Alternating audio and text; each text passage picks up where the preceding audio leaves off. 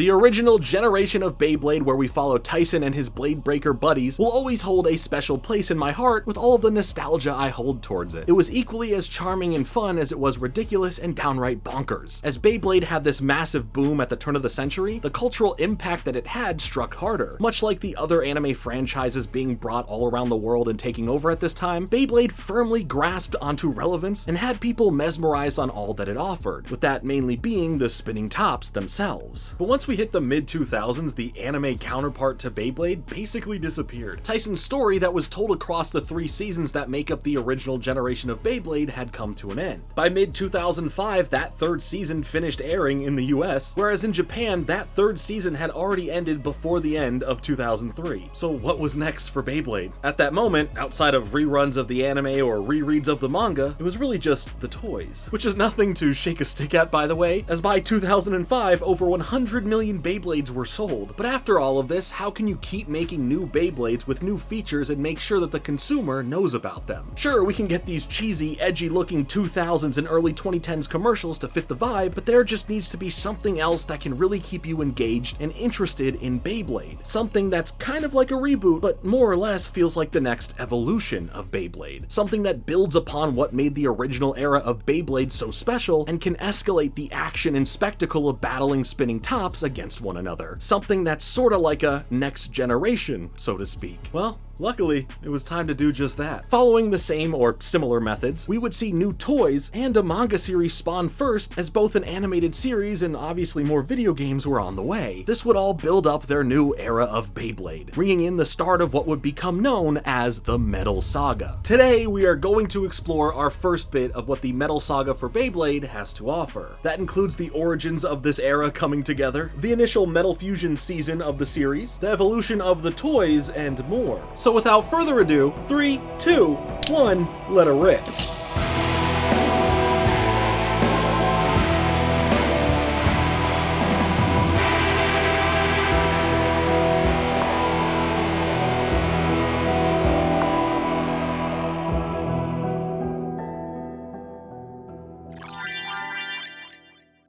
Now, you may have noticed that most of the time I am wearing Fabletics clothing, whether that be for working out or just going about my day-to-day life. Seriously, for nearly a year now, most of my wardrobe has mainly been Fabletics clothing, and I have genuinely never had clothes feel as high quality as Fabletics makes them. So I am very happy to say this.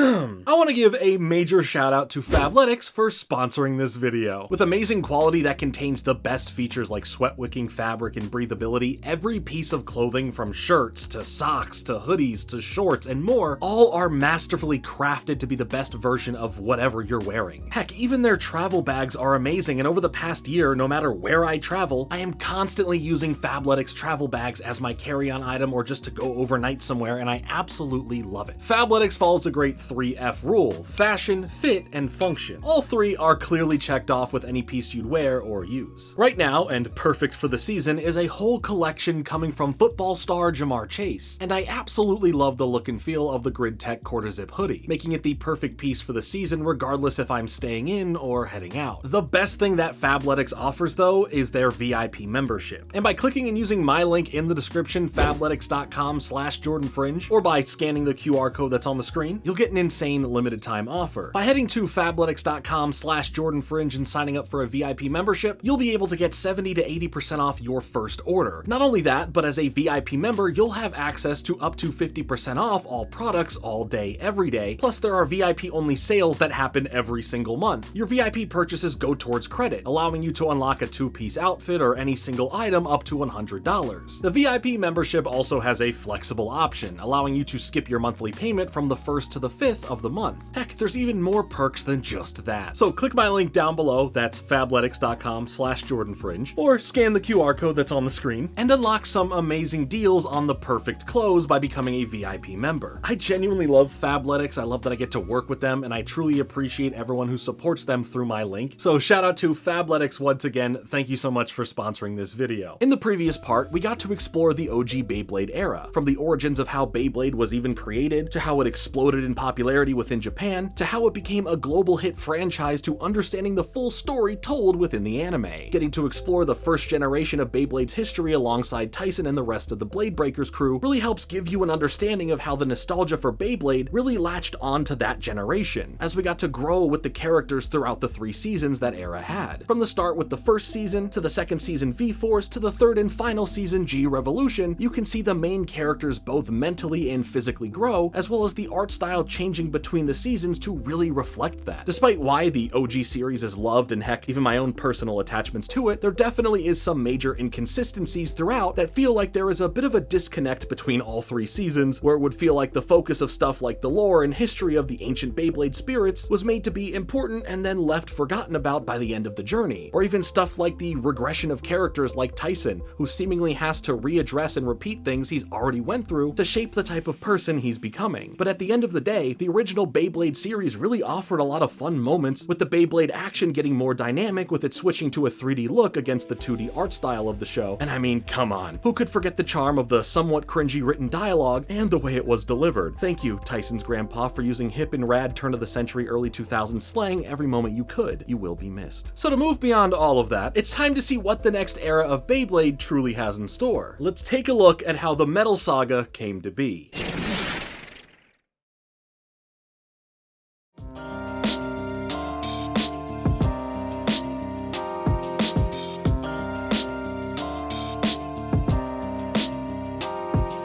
With the original series of Beyblade over and in the past, how do we get to this next generation actually being a thing? As we went over in the previous part of this Beyblade retrospective, the companies Takara and Tomy would officially merge after all of the original Beyblade craze, coming together as one company named Takara Tomy on March 1st, 2006. Hey, that's nearly 20 years to the day of this video coming out. Sorry, that's just wild to me with how fast time is moving. Yeah, I know, let me have my unk moments. Anyway, Takara Tomy, or internationally known as Tomy Company Limited, announced that this merger was officially going to happen about a year before it officially did, which lines up to how the original Beyblade era was kind of reaching its end, at least in the US market, as it already had kind of finished up and teetered off in the Japanese market. Aside from small Beyblade related things happening, like finally getting the first Beyblade movie to be played on TV in the US for the first time ever in 2009, the Beyblade brand was mainly relying on the toys that were already out to hold up the name, as the popularity of the property was really starting to fall due to the lack of anything else being attached to the toys. And heck, there weren't even new toys coming out. So in this time after the merger happened, they knew that what they needed to do is come back into the limelight in the same fashion they once did, getting everything that they needed lined up so that when they are ready to officially bring Beyblade back, they had a strong plan to keep the franchise going. That strong plan was a mix of doing what they did before and understanding what other popular franchises were doing. First, in following what they did before by making sure that multiple avenues of the Beyblade franchise were pumping out and had a cohesiveness with one another, with the other aspects to help build it up more from there following shortly after. And second, knowing that other franchises are growing and becoming larger than ever as they introduce new generations and iterations of their IPs. This for them needed to have a good mix of new and fresh to it. Come August of 2008, it was time to fully show off what they have been working on for the future of Beyblade at this point. Aside from a tease with a prototype blade being given out at the 2008 World Hobby Fair in Japan a month earlier, in July of 2008, new Beyblade tops would be hitting store shelves for the first time in years. August 9th, 2008 would see the release of a bunch of new Beyblades and special set releases, introducing their newest system for how these Beyblades will work. The system would be called,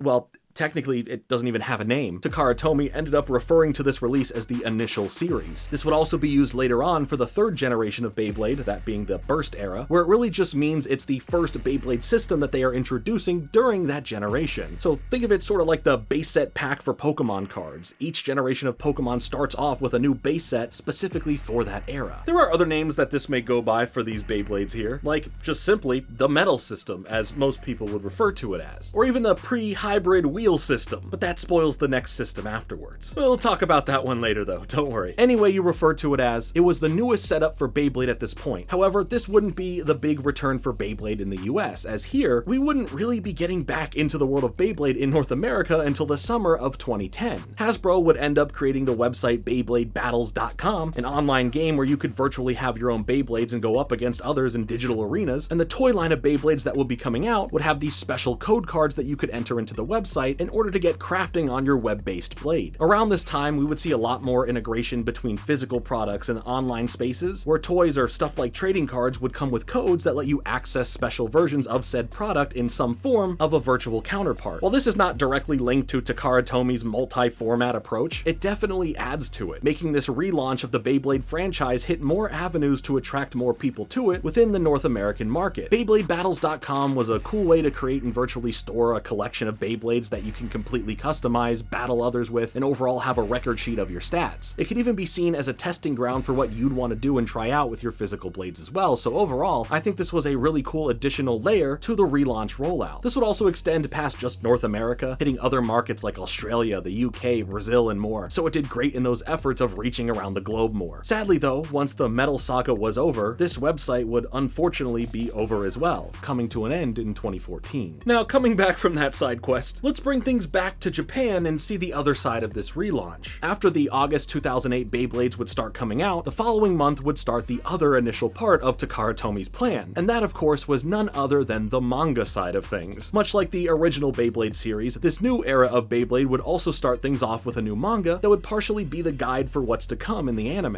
In September of 2008, Metal Fight Beyblade would start running monthly in Shogakukan's Korokoro comic magazine, as they would follow the story of Gingga Hagane, who would also end up our main character of the anime series, with the main difference being how his name is spelled, going from Gingga spelled like this to now Gingga being spelled like this. This manga series would this time be created by Takafumi Adachi, and unlike the original Beyblade manga, this would never come out in the US. There are some volumes of the series translated into English and available, but they were only released in Singapore. But either way, the initial 1-2 punch of the toys and manga coming out back to back would work well to get hype going again, as by the start of April 2009, Beyblade Metal Fusion, the first season of the Metal Saga, would premiere on TV Tokyo in Japan. Once again, Nelvana got the rights to produce and bring an English dub of the series to North America, firstly coming to Canada in mid-May of 2010, with Cartoon Network having their license for the series, officially premiering it on there on June 26th, 2010. So now we have arrived at the anime being back in full swing, and what a wild ride we are going to be in for as we start exploring the 4 seasons that together comprise the Metal Saga. And this time it's a whole lot bigger than what the original series had to offer. This is a whole new generation for Beyblade. New characters, new blades, and a whole bunch of new ridiculous moments for us to sink our teeth into. In order, the 4 seasons are Metal Fusion, Metal Masters, Metal Fury, and Shogun Steel. Today we are focusing directly on Metal Fusion, with more parts in this series to come soon. So with all that being said,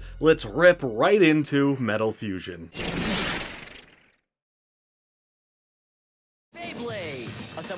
Getting right into the start of the first season, we end up seeing a kid named Kenta, who's in the middle of an official Beyblade tournament as we see him win the current round that he's in, but then ends up losing in the next round, at least putting him in the top 8 bladers of that tournament. At the same time, we cut back and forth from all of this to the main protagonist, Gingga, to see what he's doing, and, well, he's not really doing all that much it seems. Just kind of walking around, sleeping, nothing interesting. For Kenta though, it's gotten really late in the day and he needs to get home, saying goodbye to his friends as he leaves the venue for the tournament. However, thanks to the skills he showed off during the tournament in using his Beyblade that's named Sagittario, it attracted the attention of some devious people. As he fantasizes about winning these tournaments and becoming the Beyblade King, he ends up bumping into a group of guys and just, sorry, you have to hear the voice acting from after he gets knocked to the ground.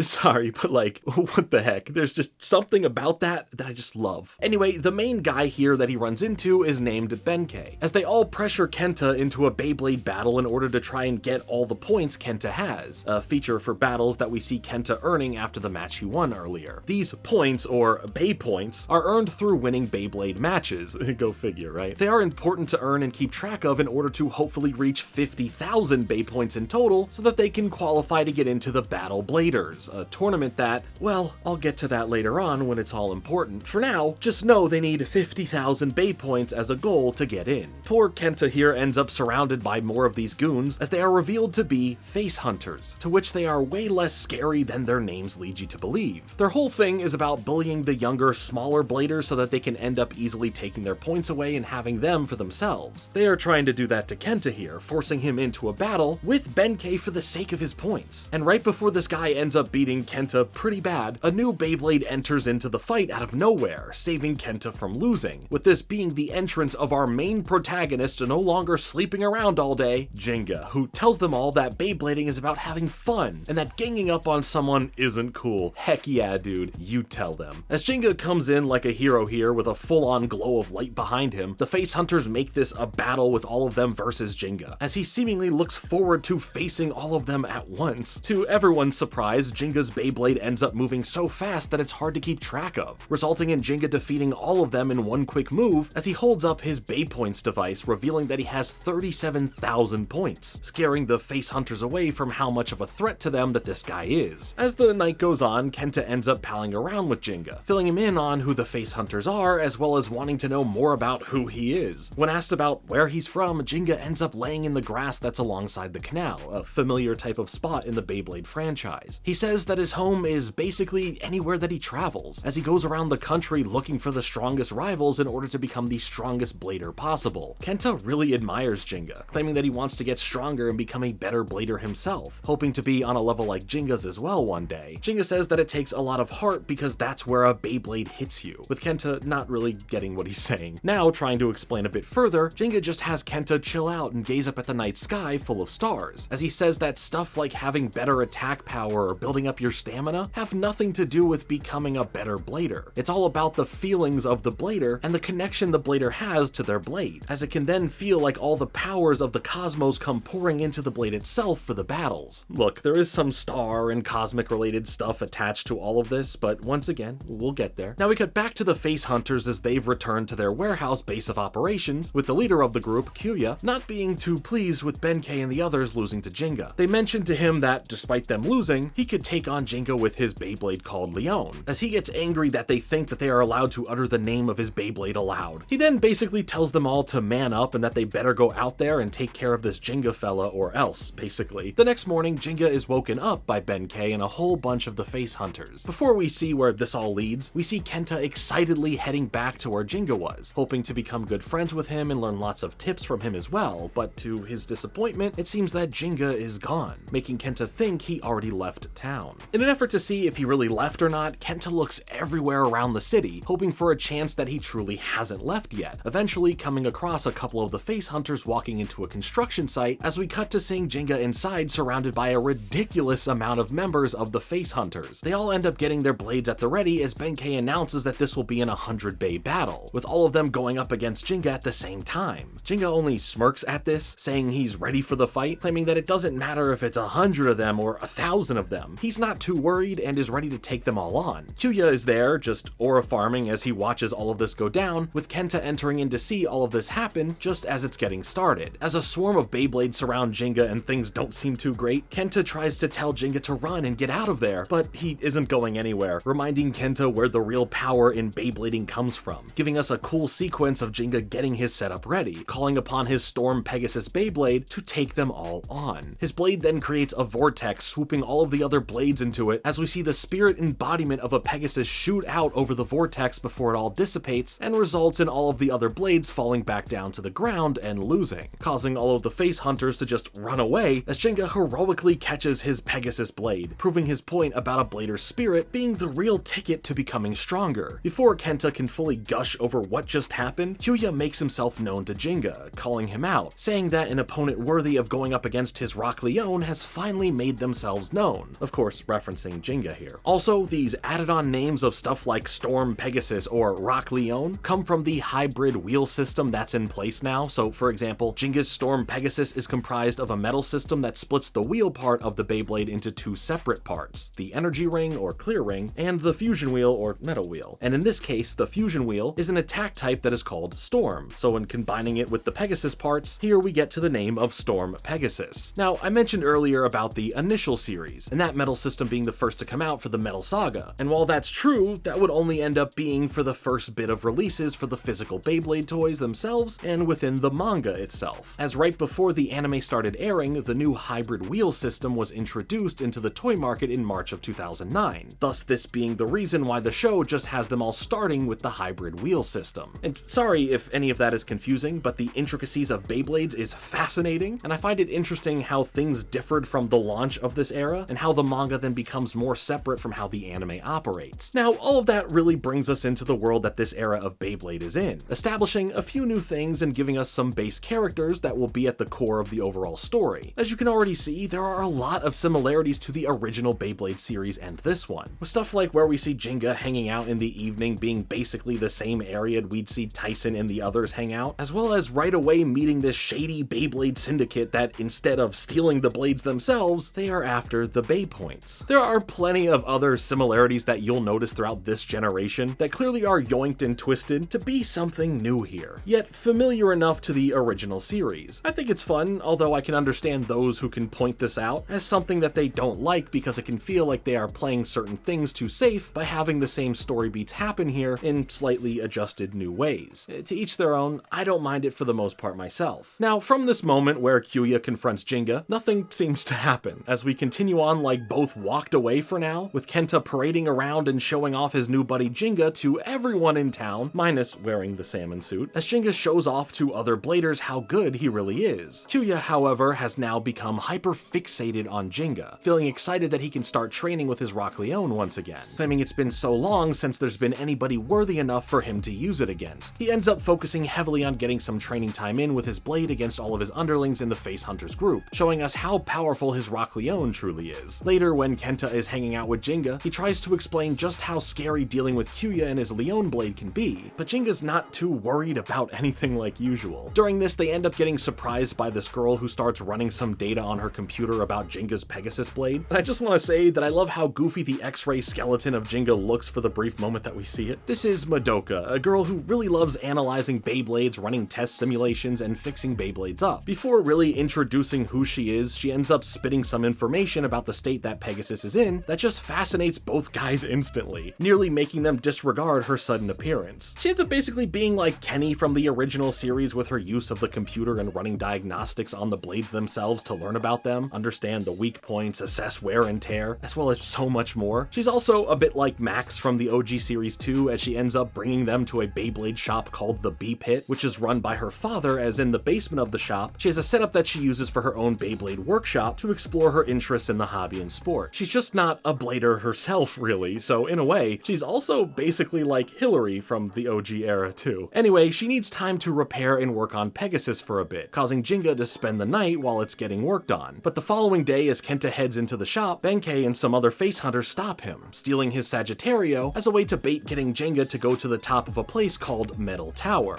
Definitely a fitting name for the saga we're in, as Kenta runs into the shop to inform the others about what just happened. Without hesitation, Gingga grabs his Pegasus blade from Madoka as she tells him that it's not ready yet, but he exclaims that they don't have time for that right now. This is super urgent. Once at the top of the tower, Kyoya is waiting for him as the giant gusts of wind from being on the roof of the tower are fiercely whooshing by, slightly foreshadowing what's about to come. The face hunters threaten to drop Kenta's Sagittario off the roof if Gingga doesn't accept the battle against Kyoya right this second, causing him to not back down despite the worries coming from Madoka about Pegasus not being perfectly refreshed and ready for this battle. As a fierce battle starts between the two of them, Madoka is on the sidelines analyzing the match, and more specifically, Kyoya's Rock Leone blade to understand it better, as it is clearly whooping Gingga at the moment, making it hard for him to really do anything with his Pegasus. At one point, Kyoya has his blade pull off his signature move, Lion Gale Force Wall, as we see the spirit of a lion form as a representation of the bit beast in the blade. To get out of this and make it so Pegasus is not in trouble here, Gingga is able to figure out a strategy to hopefully get past this main attack, no pun intended, as he uses the leverage of getting hit by Rock Leone and the hurricane-like powers to launch Pegasus into the eye of the storm to be able to perfectly come crashing down on top of it, hitting the one weak spot the Leone blade has, as both Kenta and especially Madoka are impressed. But she's still mad at him for using Pegasus when it wasn't in the best condition for a fight, making him understand that just because he still won doesn't mean he should disregard the potential consequences that could have happened if he didn't. Hey, at least he ended up helping save Kenta's Sagittario, so like, you know, that's pretty cool. Also, Kyoya gets to really see how powerful Gingga is, now having to deal with the loss from this match. Maybe he'll be nicer to his underlings now for having lost to Gingga since he's right there and losing to him as well. It's It's all your fault! Probably not though. But through this loss, a new character enters at the perfect time with the look and design of someone straight out of the various generations of Yu-Gi-Oh! This new stranger, Doji, ends up using this weak moment Kyoya and the face hunters are having as a way to get them to come to his private island. Big yikes already. But here he ends up trying to put them to the test. Well, more specifically, put Kyoya to the test, wanting to help get him to his greatest potential in order to take down Gingga. It's all a weird situation. Why did you say yes to going with this guy here without knowing what he wants, and even when there, playing more into his mysterious wants that he gives little to no reasonings for, but whatever, right? Either way, he wants to help mold Kyoya and make him strong enough to defeat Gingga. At the same time, Madoka ends up finishing the tune-up on Pegasus for Gingga. And while he's happy about that, he starts getting a bit uncomfortable when Kenta and his other friends hound him to help teach them to all be better bladers, asking him to be the one to coach them. So while all of this lighter and personal stuff is going on, things are about to get way more intense for Kyoya and the rest of the face hunters as Doji ends up proposing a deal, a Beyblade battle, and if Kyoya loses, he has to listen to this guy and do what he says. Kyoya brushes it off, confident in his own abilities to not lose here, agreeing to it all by saying, yeah, if I lose, I'll do whatever you say, as Doji tells him to not forget the words he just spoke then. This person, what he's doing, why he wants Gingga to lose, and why he wants to bring out the full potential of Kyoya is all a mystery. One he is not willing to explain to Kyoya and the others, but mentions that through being a good boy and following his orders, that he'll be able to learn the answers to these things. The rest of the face hunters step in for a warm-up match against Doji, to which he reveals his own blade, Dark Wolf, as it instantly defeats the whole group of them, leaving the direct battle between Kyoya and Doji left. The others are pretty stunned at what just happened, with Benkei even calling the Dark Wolf blade the ultimate balanced blade, thanks to it having all of its stats, that being attack, defense, and stamina, all equaled out. Also, by the way, I just love how sometimes the blades just end up coming back to the hands of the bladers after they win, so they can catch it like a boomerang or heck, making it look like a Pokemon trainer returning their Pokemon to their ball after the match. There's just something about it that's pretty cool that I wish could be a thing in real life, instead of, just going to pick it up like this. Oh, sick, I won! Just... let me...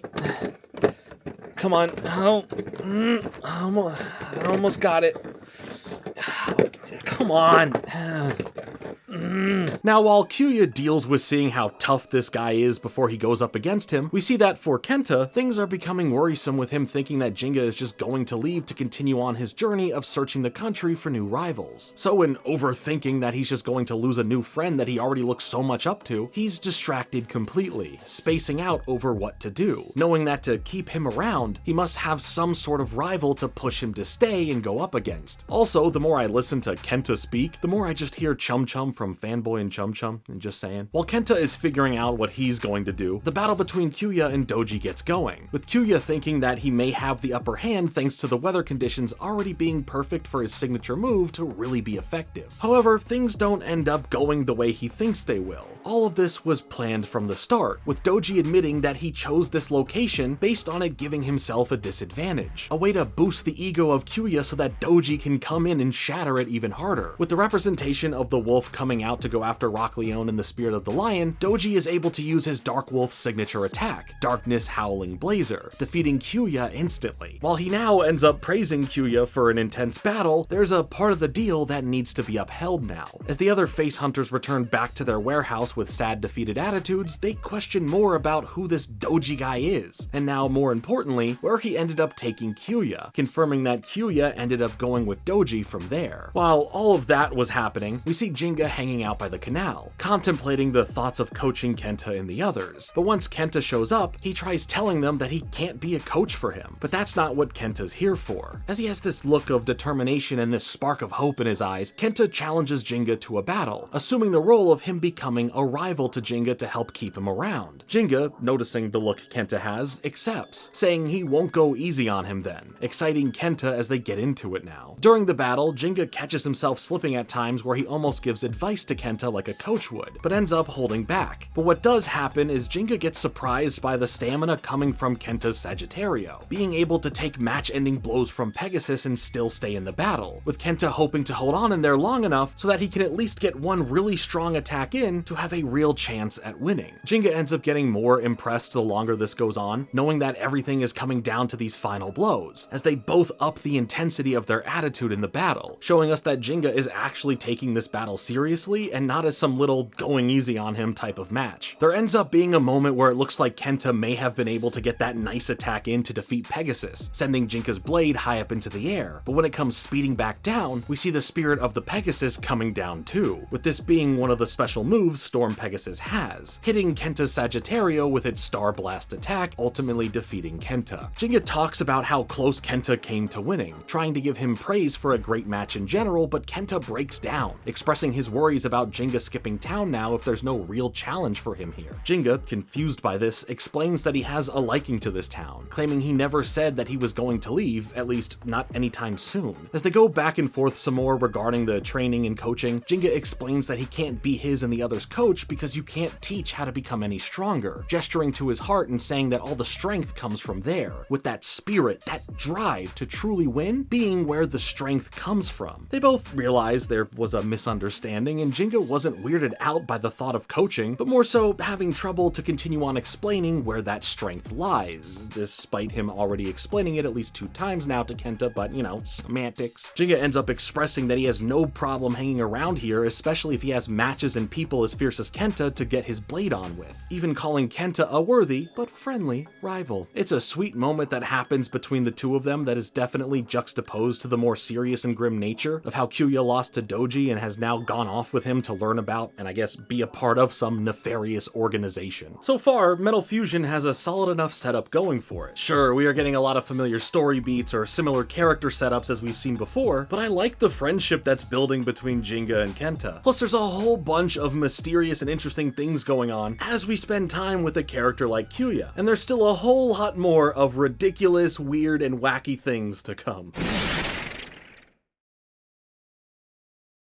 Beyblade, let it rip! There's a really interesting contrasting duality going on with the storytelling of the episodes that splits the narrative so far between Gingga and his friend's story and the bad guy group's story, giving us plenty of time to learn about who the face hunters are, the importance of characters like Benkei and Kyoya, and deeper lore to understand them as we get to explore the deeper connections they have to one another. So for example, while Gingga is having a more chill time, eating food and hanging out with the others, we get to see how Benkei is handling what happened to his leader Kyoya, training with his blade and fantasizing about it hitting the illusion of Gingga that plagues his mind, clearly putting a heavier blame on him for the technical reason Kyoya has gone away. In this moment of pain, Doji shows up at the warehouse to speak with Benkei, telling him that Kyoya's okay and right now he's at this secret facility training alongside others to become the best and most powerful version of himself he can. Like he's out there doing all those intense, crazy, ridiculous sci-fi looking workouts that you see like the top athletes doing before they go and play basketball or drive a Formula 1 car. While Benkei is angry at this guy, exclaiming that Kyoya's not just some little lab rat, Doji uses that anger and worry that Benkei has to his advantage, telling him that if he wants Kyoya back sooner, he could just go and defeat Gingga himself, pulling out a new Beyblade that he's offering to Benkei to use, shocking and confusing him. The name of this Beyblade is Dark Bull, with Doji expressing how powerful this blade can be and what it can specialize in to be a real threat in a match. Benkei, understanding now that this guy is just giving this blade to him, switches his anger from Doji and brings it all back to Gingga, vowing to take him on with it as Doji ominously chuckles at the manipulation he's able to pull off right here. From this moment, we get a chance to dive into the relationship Benkei has with Kyoya, showing us the original encounter the two of them had. On the edge of a canal, we see Benkei angrily holding up a smirk-faced Kyoya by his collar, the OG bully classic move, with Benkei mad at being called weak and the sheer disregard to this being worth Kyoya's time. However, they do end up getting into a battle anyway, with Kyoya showing off the power of his Rock Leone and making quick work of Benkei and his original blade, Heat Cetus. This causes Benkei to keep offering to go again, with each time being a quicker and more humiliating defeat for him at the hands of Kyoya's blade. Funny enough, through this fighting, Kyoya makes a reference to Benkei always getting back up and ready to charge back in just like a bull, so wow, that's convenient he, in the present time of the show, just got given a blade with bull in the name. As the day goes on in this flashback, Benkei never gives up, constantly trying to go again and again until he physically can't anymore, ending off with Kyoya admitting it's impressive how he doesn't give up. All this has done though is that now Benkei sees Kyoya as someone to look up to and want to be as good as, claiming that he's now his biggest fan, appreciating the countless defeats, and despite whether Kyoya wants it or not, Benkei's going to follow him around now, going from being the leader of his own goon squad here to now wanting Kyoya to be his leader, as Kyoya walks away smirking, telling Benkei to follow him around and see him in this light if he wants. As we cut back to Benkei training with his new blade now, we at least get to understand what Kyoya means to him, and why no matter what, he is willing to do what it takes to help Kyoya out. In the meantime, after we get to see Kenta and the others practicing with their blades and the audience being given a lesson on the different Beyblade types, them being attack, defense, stamina, and balance, we see how much training Benkei has done, eventually confronting Kenta and telling him to tell Gingga that he's looking for him and he's looking for a fight. Well, a Beyblade fight. As Gingga ends up going to meet up with Benkei for the battle, he's more excited and overjoyed at doing so, hoping for a fun and challenging match, as Benkei is mainly just filled with rage and anger, seeing red and ready to come after Gingga like a bull going after a matador. Madoka and Kenta are there mainly to commentate and be a way for us, the audience, to hear how things are broken down, as she analyzes everything on her computer. As the power from both the Pegasus spirit and the Bull spirit collide at fierce levels, the warehouse itself starts taking damage too, with Gingga's friends nearly being crushed by some boxes that Gingga uses Pegasus to save them from, but at the same time, the building begins to crumble more, this time over top of Gingga, giving the others barely any time to warn him, as Benkei of all people jumps in to tackle Gingga out of the way and into safety. There's then this weird, awkward moment where Jinga's all like, wow,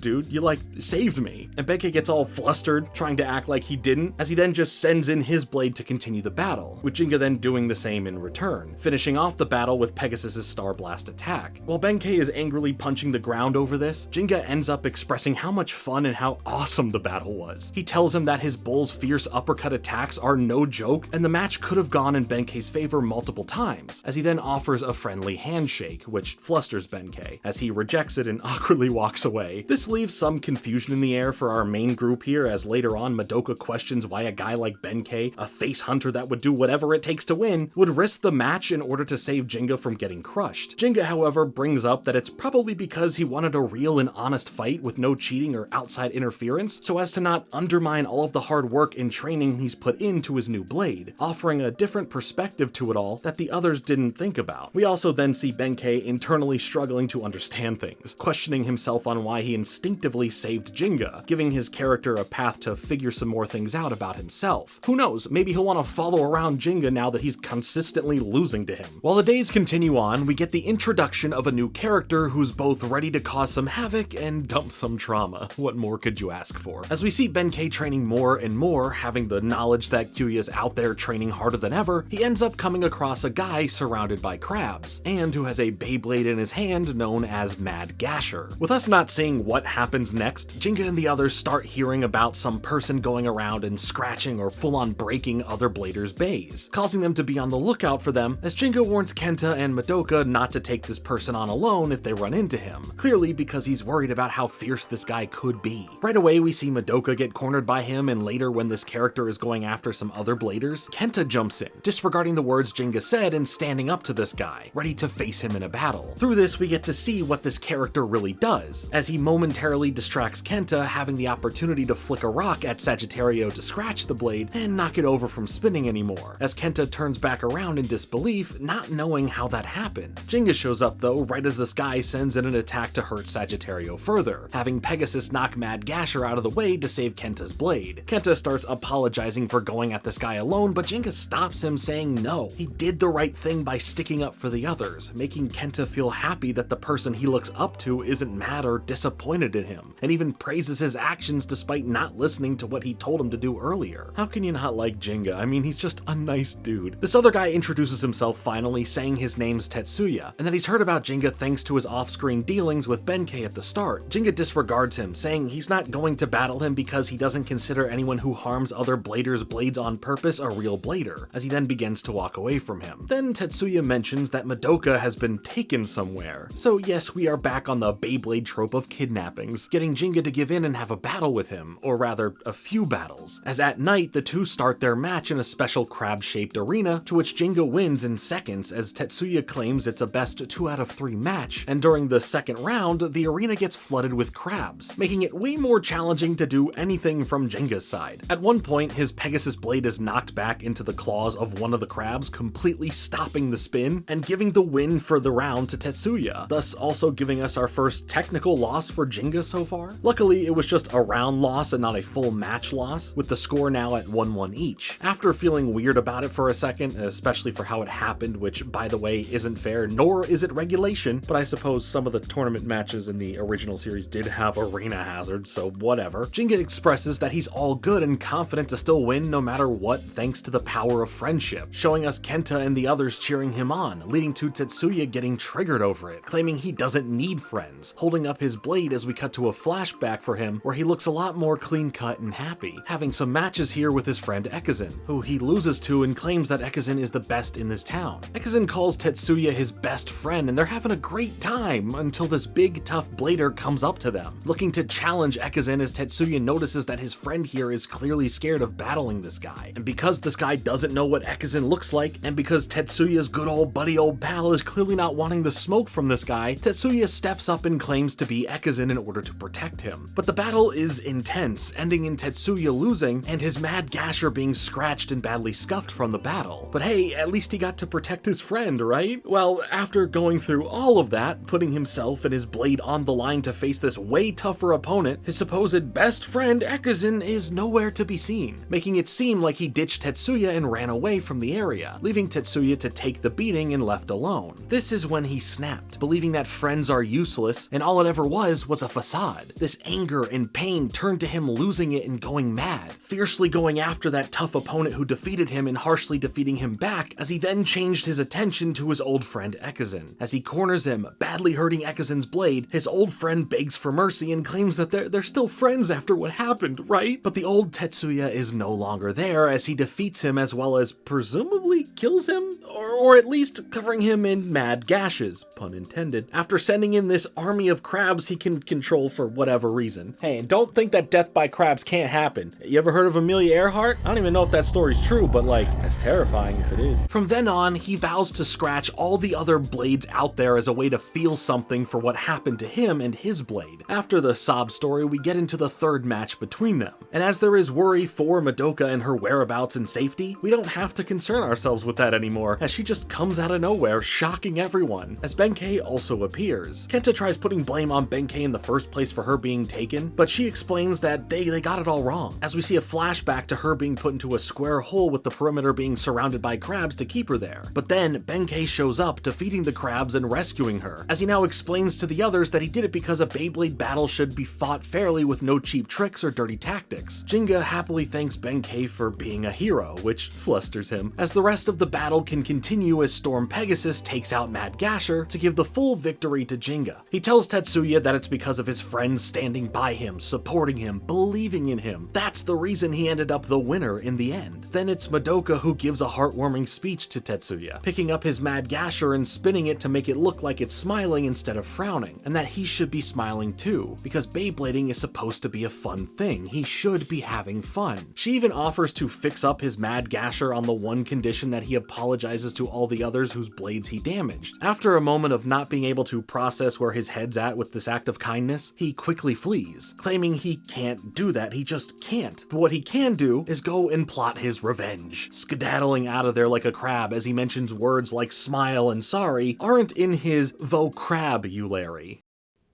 What? He actually says that. Don't look at me! After that, they all notice Benkei got out of the area as well, as we cut to him somewhere else on the beach, looking out into the ocean waves and night sky, as he claims that Gingga sure has given him something to think about, giving more and more interesting bits to Benkei's character arc. But for now, he continues on with the regular operations of the Face Hunters, as they meet a new character named Hikaru on the outskirts of town. After using her Storm Aquario blade to defeat the Face Hunters, Benkei claims that it was all just a test and offers her a chance to face a really tough opponent, getting her attention for who that could be, as it's alluded to be Gingga. In the middle of a tournament now where we see Gingga and Kenta about to face off, something ends up being wrong with Gingga, as it turns out he's coming down with a sickness, and that he's also scared of medicine, so there's that. We then cut to see Hikaru preparing for a battle against Gingga, a battle he's unaware of yet and, well, is just too unwell for, with us getting to learn that Hikaru is following a path where she must defeat strong opponents. It's her destiny to do so. We then see a flashback to when she was a bit younger, losing in a tournament battle against an older opponent, falling to her knees and crying in front of everyone. Later, she continues crying while at the hospital visiting her mother, as she tells her not to cry over losing or to be scared of these bigger and tougher opponents. The only way to get stronger is to face them and beat them. No more wasting time with easy opponents. Her mother tells her that this is her path, to continue on what she couldn't become, and that she is her legacy, the only hope for this dream she had to continue on.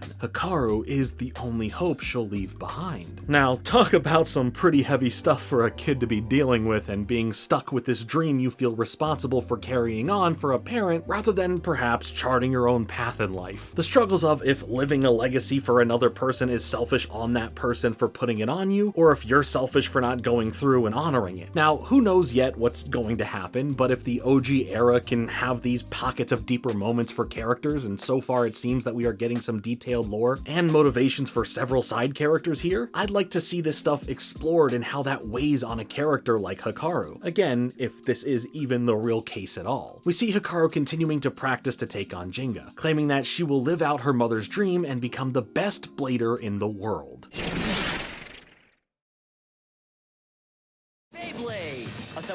For Kenta, he ends up wanting to have a special signature move of his own for his Sagittario, just like Gingga and the others he's seen have for their own blades, asking Madoka if there's a way they can just take a look at his blade and see if there's something possible to learn about it, as she points out these special looking claws on the spin track of Sagittario. But it's not like she can just see this and tell Kenta what the special move he can do is. That only comes from the blader having that strong connection to their blade, combining the strength of the blader and the hidden ability of the blade in order to figure out and create that signature move. While Kenta's training now, Benkei comes around looking for Gingga, telling Kenta that he has a special opponent waiting for Gingga at the Bay Coliseum outside of town, unaware of Gingga being sick. Kenta, however, decides not to tell the others about this and instead takes a page out of Tetsuya's book as he tries entering into the arena pretending to be Gingga since Gingga is in no condition to fight. Benkei clearly knows this isn't Gingga, but the battle goes on between Kenta and Hikaru, with her believing that it is. We get to see how Hikaru's Aquario operates in battle, being able to seemingly disappear and reappear, putting Kenta in a rough position as he begins to doubt himself and his abilities. But before all hope is lost, the words of Gingga ring in his head, hearing Gingga tell him that if you have the desire to win, you can do your best no matter how difficult it is. When super locked in now, Kenta figures out how to understand the movements of her blade, as there is a performance tip that changes its movement, allowing Kenta to get a good hit in, but not one strong enough to defeat the Aquario blade. But now she's ready to unleash her blade's signature move, Infinite Assault, as her Aquario seemingly moves fast enough to make it look like it is multiplied before they all charge in to attack, sending in a mini tsunami that defeats Kenta. Even though he lost, he looks at his Bay points, realizing how many he has and can still afford to lose, claiming that he could do this all day and alright, settle down pre-Super Soldier Serum Captain America. Over and over again he loses, getting back up each time as his points quickly fade away with each loss he takes. Benkei thinks he's already crazy for coming here pretending to be Gingga, but now he's even crazier for doing basically the same thing he did when he first met Kyoya. At this point, he has run out of Bay points entirely. Regardless if he's still standing and ready to go, Hikaru stops him, saying that he has nothing left to offer her, and if he wants to properly battle again, he needs to up his skills first. Kenta falls to his knees and cries to himself about what he's going to do now, much like Hikaru did when she was young and lost in the tournament. After realizing that Kenta is basically like himself when it comes to determination, and in a way doing something for a friend, Benkei walks over to him as he is about to step into the role of being a coach. From here, Kenta is put to the test, having to go through a pretty intense set of workouts that really push what he can do physically to help break out this tough fighting spirit that is bursting to come out. Eventually, Madoka and Gingga see what's going on though, and beyond that notice that all of his Bay points are gone, making this situation a bit odd for them to understand what happened, but now secretly watch over him and the training that he's doing with Benkei. But someone else is overseeing everything happening as well, and that's Tetsuya, who knows about the lie Kenta told about being Gingga. This causes him to secretly meet up with Hikaru and expose the truth to her, as she now understands that the real Gingga is out there and still needs to be battled. She tells Benkei that she's done with whatever game is being played here. She's not interested in any of this Kenta crap. She wants the best and only the best, and it's kind of sweet that we see Benkei upset for Kenta not getting a chance to prove himself after all the training they've been doing. It kind of feels like we've seen a bully become a big brother, and and them both trying to hide it from the others, not knowing that they already kind of know, is pretty cute and endearing. Madoka later on ends up giving Kenta a new part for his Sagittario, a metal face bolt, which will add more weight to the center of his blade and make it more stable and can add more weight to its attacks as well. After this, Kenta and Benkei run off to deal with this whole Hikaru situation, and once they're gone, we see Gingga and Madoka expressing that they are being hands-off with this, as they know that this is Kenta's fight. This is something he must go through for himself, and they shouldn't interfere, only just being supportive in the right ways by not exposing what they know and what they have seen him doing. Blocking their way to Hikaru is Tetsuya, who Benkei steps in to face off against, telling Kenta to go and focus on his real battle, and that he'll handle Krabby over here. Kenta manages to get to Hikaru, expressing his apologies for lying about who he was, but claims that he put it all on the line before, and he has been working so hard for this rematch that he, as Kenta and not pretending to be someone else, deserves a chance. She ends up agreeing to this and sees it as a warm-up match before getting to go up against the real Gingga. As Kenta gets ready for this match, he thinks that he can finally attain a special signature move for his Sagittario, thinking of how to use the new added help from the metal face bolt, the special claws, and his own skills to make some magic happen here. As he prepares to launch, he feels all the support from his friends, the people who have supported him, cheered him on, and helped bring out the best in him. As in this match, it all leads to the big moment where he is able to stop Hikaru's Aquario's attack and hit back with his own new signature move, Sagittario's Flame Claw. And right as this happens, we get to see Benkei making it to the match at the perfect time to see Kenta perform the move, as it ends up securing him the victory against Hikaru. While she's in shock from losing, we see a really cute moment where Benkei rushes over to hug and toss Kenta up in the air to celebrate this moment. Hikaru, after being stunned for a moment, realizes that Kenta's a lot like her, having to go up against strong opponents and never giving up until you win. Gingga and Madoka come over to Kenta as well, congratulating him on this big win and finding a special signature move. Now, Benkei explains that him being a bad guy again, or at least an op to Gingga and company, is what needs to happen, despite all the bonding that took place between him and Kenta. He still vows to defeat Gingga before walking off, which lets down Kenta quite a bit after seeing this other side to him. But before he can truly get out of there, Benkei gets cornered by his face hunter friends, claiming that they know what he's been doing and calling him a traitor and wanting nothing to do with him, as it's revealed that Tetsuya exposed the truth to them. You know, well, I feel bad for what he originally went through. Tetsuya, he sucks, and I either hope he changes or gets out of the series because he's honestly too cartoonishly annoying sometimes. From here, we have Benkei basically hanging out with our main characters now, and while he's still a bit mean and still focused on defeating Gingga, he gets to at least explain why he wants to, directly to Jinga's face, mentioning what happened to Kyoya, as well as he gets to continue his coaching work as other bladers want to be coached by him. It's like when Toru from Jackie Chan Adventures switches sides and ends up being a really cool ally that finds a nice spot he truly enjoys operating in. Speaking of Kyoya's whole thing, we get to touch base with him and see what's going on, as his training is getting more intense under this organization he's under. And it's working so well that he's basically perfected so much that it would seem he could take on the best of the best with ease. But Doji explains that from what he's seen from Gingga, and whatever has been thrown his way, he's overcome. So now a new challenge will need to happen where Kyoya will need to acquire something called the Fangs of the Heart, as he's going to drop off Kyoya in a dangerous and humanless nature park called Wolf Canyon, having him tough it out and survive in the area as he must climb to the top of the cliffs from the bottom of the canyon to hopefully acquire the Fangs of the Heart. But this is no item, it's something that Kyoya must unlock that is deep inside of him. Doji explains that a true warrior proves himself only when he faces a seemingly impossible challenge, and with that, Kyoya is excited over this being something that he can do to actually help him defeat Gingga, as he then literally grabs a parachute and just jumps out of the plane he's in, with him now descending into the canyon with Doji evilly laughing to himself once more. As for Gingga, he feels a bit off, like he's lost in thought over the news about Kyoya being taken away by this weird,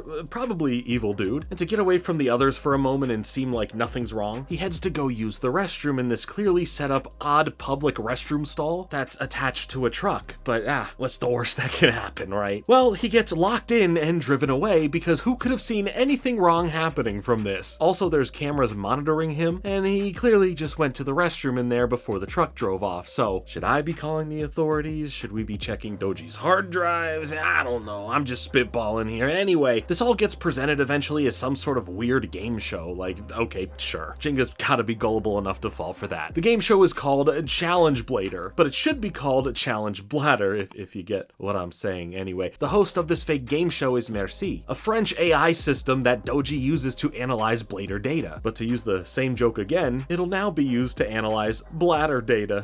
Oh, come on, come on. Oh, boo you, boo you. Gingga is now stuck in here having to participate in challenges, like having 10 seconds to defeat 3 other blades. But I don't know why he's surprised by that, or had any doubt or worry for a second, because he's taken out several in the blink of an eye before. Like, that's literally what happened in his initial introduction when saving Kenta. And here, he ends up doing it in 2.87 seconds. But right after that, these spikes and needles come out of the ground and he has to run on a moving floor-like treadmill in order to not get actually hurt now, as Merci is calculating more and more data from him beyond just the blade, wanting to understand his physical abilities as well. Eventually, there's a jumbo-sized Beyblade that he has to face off against, and yeah, it's just all ridiculous. He ends up winning and just gets told that his prize will be the ultimate blader opponent who will be able to defeat him based on the data they collected from him through these challenges. He then just gets dropped back right off in front of his friends, which was at least nice of them to do. They could have just like thrown him to the side of the street anywhere. But we see more of this evil organization, with Doji happily getting the news about the data being collected. Speaking of that ultimate blader though, Kyoya's journey up the canyon is pretty rough, as we see how beat up and mangled he and his clothes are, with visions of Gingga plaguing him, and in a way aiding him, in his pursuit of making it to the top. And at one point he ends up coming across some caves that lead him to understanding why this place is called Wolf Canyon, as he gets cornered by a group of wolves. But in getting out his Rock Leone and remembering what Doji explained to him, he wants to prove that he's him. He's more ferocious than these wolves, and they should perceive him as the threat here, as he then glows a green aura, starts roaring like a lion, and stands his ground against the pack of wolves. But in the end, we see that he has made it to the top, surviving everything in his way, and letting out a roar to prove that he has acquired those fangs Doji had mentioned. But I do have to say, this roar to end this moment here and the episode, well, you know, just here, have a listen. Yeah, it surely was something else, wasn't it? Beyblade, let it rip! Back to the Face Hunter's warehouse though, we see that Tetsuya has become the new self-appointed leader of the group, but right away, Kyoya makes his grand return to them, stoic in his understanding of what's going on here, as Tetsuya tells Kyoya that Benkei was a traitor, which is so not fair for how much that guy cares about Kyoya, by the way. But aside from that, Tetsuya challenges him to a battle in order to truly earn the crown here, but Kyoya is like so far beyond where anyone else here is, and he not only defeats Tetsuya in a mere second, he also destroys the whole building, and all of the other Face Hunters take some damage from it all too, with Kyoya then walking away, officially ending the Face Hunters as a group. Benkei ends up getting told about this from the other ex-Face Hunters, as this leaves him in some weird deep thoughts, feeling like he failed to do the one thing he set out to do while Kyoya was gone, and that was to take care of the Face Hunters. But once he tries to go beyond his own, Kenta follows him, trying to explain that they are friends and he's worried about him, with Kenta forcing him into a duel that can lead him to opening up to Kenta about what's going on here. And from there, Kenta beats him pretty easily because of Benkei's mind not being focused. After he vents to Kenta about his feelings of letting down Kyoya, Kenta explains that he didn't do anything wrong, and if Kyoya is his friend, he should go and talk to him, claiming he'd totally understand. This ends up cheering Benkei up quite a bit as he heads to Kyoya with some pep in his step, only for the conversation to turn more into a confrontation. What starts like a friendly Beyblade battle between friends, at least for what Benkei believes as he claims this is how they always best communicate, turns into something way more fierce and aggressive. Kyoya is not the same as he was before. What he's gone through has completely changed him, leading to him attacking and trying to destroy Benkei's Beyblade and calling him a traitor to make him feel worthless. But thanks to a real friend who does care, Kenta comes to the rescue, saving the Dark Bull Blade as he then stands next to Benkei, ready to back him up in this fight as well. Kyoya, however, isn't phased and now introduces a new special move to show off, Lion Wild Wind Fang Dance. And aside from being a mouthful, when both Kenta and Benkei team up to use their special moves at the same time, this move completely deflects both of them, as if there was nothing that they could do to even come close to stopping the power of Rock Leone. With Kyoya's madness and power seemingly increasing more and more, things start getting destructive. And I don't know how many warehouses we're gonna go through here, but this is like the third warehouse, the fourth, who's keeping count? Benkei claims to not even recognize Kyoya anymore, knowing that whatever Doji did to him completely changed who he was. But, you know, I don't know, he was kind of a prick to begin with before all of this. You know what, maybe he was just misunderstood, who knows? Benkei even saves saves Kenta from some falling debris, showing more of where his morality and care truly lies and the type of person he truly is, clearly no longer fully being under this facade of being a bully. He has people around him now that truly care about him, that want to see the best brought out in him, and now instead of beating down younger players, he can help raise them up by coaching them, bringing him some real joy to see them getting better and better every day. I really like how just in a short handful of episodes we've seen so much change and growth from this character. Heck, can you even really call Gingga the main character anymore? I feel we've spent more time with all of the side characters and especially the secondary characters, and we really don't know that much about Gingga other than he's a top tier blader, he's a kind dude, and that he hates medicine. Anyway, Kyoya tries to step on and crush both Kenta and Benkei's blades, but Benkei jumps in to use his body as a shield to protect them, taking the full direct pain of Kyoya's stomping. Kyoya tells them to tell Gingga that he's back and he's going to destroy him. While all that intense stuff is going on, Gingga ends up speaking with Hikaru, but because she lost to Kenta, she feels like she doesn't have the right to face him in battle until she defeats Kenta at some point. Gingga doesn't care about any of that. He was just impressed by the battle she had with Kenta and he wants a friendly match with her now, to which she breaks out of her slump a bit and gets excited about. Together they end up having a small little match where in the end, Gingga is able to break past her blade's special move by using the sun's reflection to spot her real blade and hitting it with a special move of his own to win the battle, as they both now are sending each other compliments for how they played. Hikaru is then surprised by the fact that Gingga, despite already winning, wants to battle again. He explains that it doesn't matter, win or lose, this is all about having fun and he's not viewing these matches as a do or die tournament competition. It's just some friendly battles between people who share in the love of the sport. He gets her to admit that she did have a lot of fun with the battle too, telling her that that's all that really matters then, as she admits to herself that she's never felt like this before, having fun while still losing. So that's great for her in breaking that weighted guilt of trying to be the best with no exceptions, all for her mother and her dreams. As a storm starts hitting the city, Kenta ends up dragging Benkei's body all the way back to the B-Pit shop to meet with the others, filling them in on what happened as Benkei pleads to Gingga about this truly not being how Kyoya was, claiming this really isn't him and needing Gingga to help in finding a way to bring back the person he used to be and help him remember what the true meaning of a Beyblade battle is. So while Benkei gets some rest, Gingga and the others head off into the storm and towards the Beyblade arena. And I just love how in between certain moments we just cut to Kyoya out somewhere in the storm, aura farming and growling.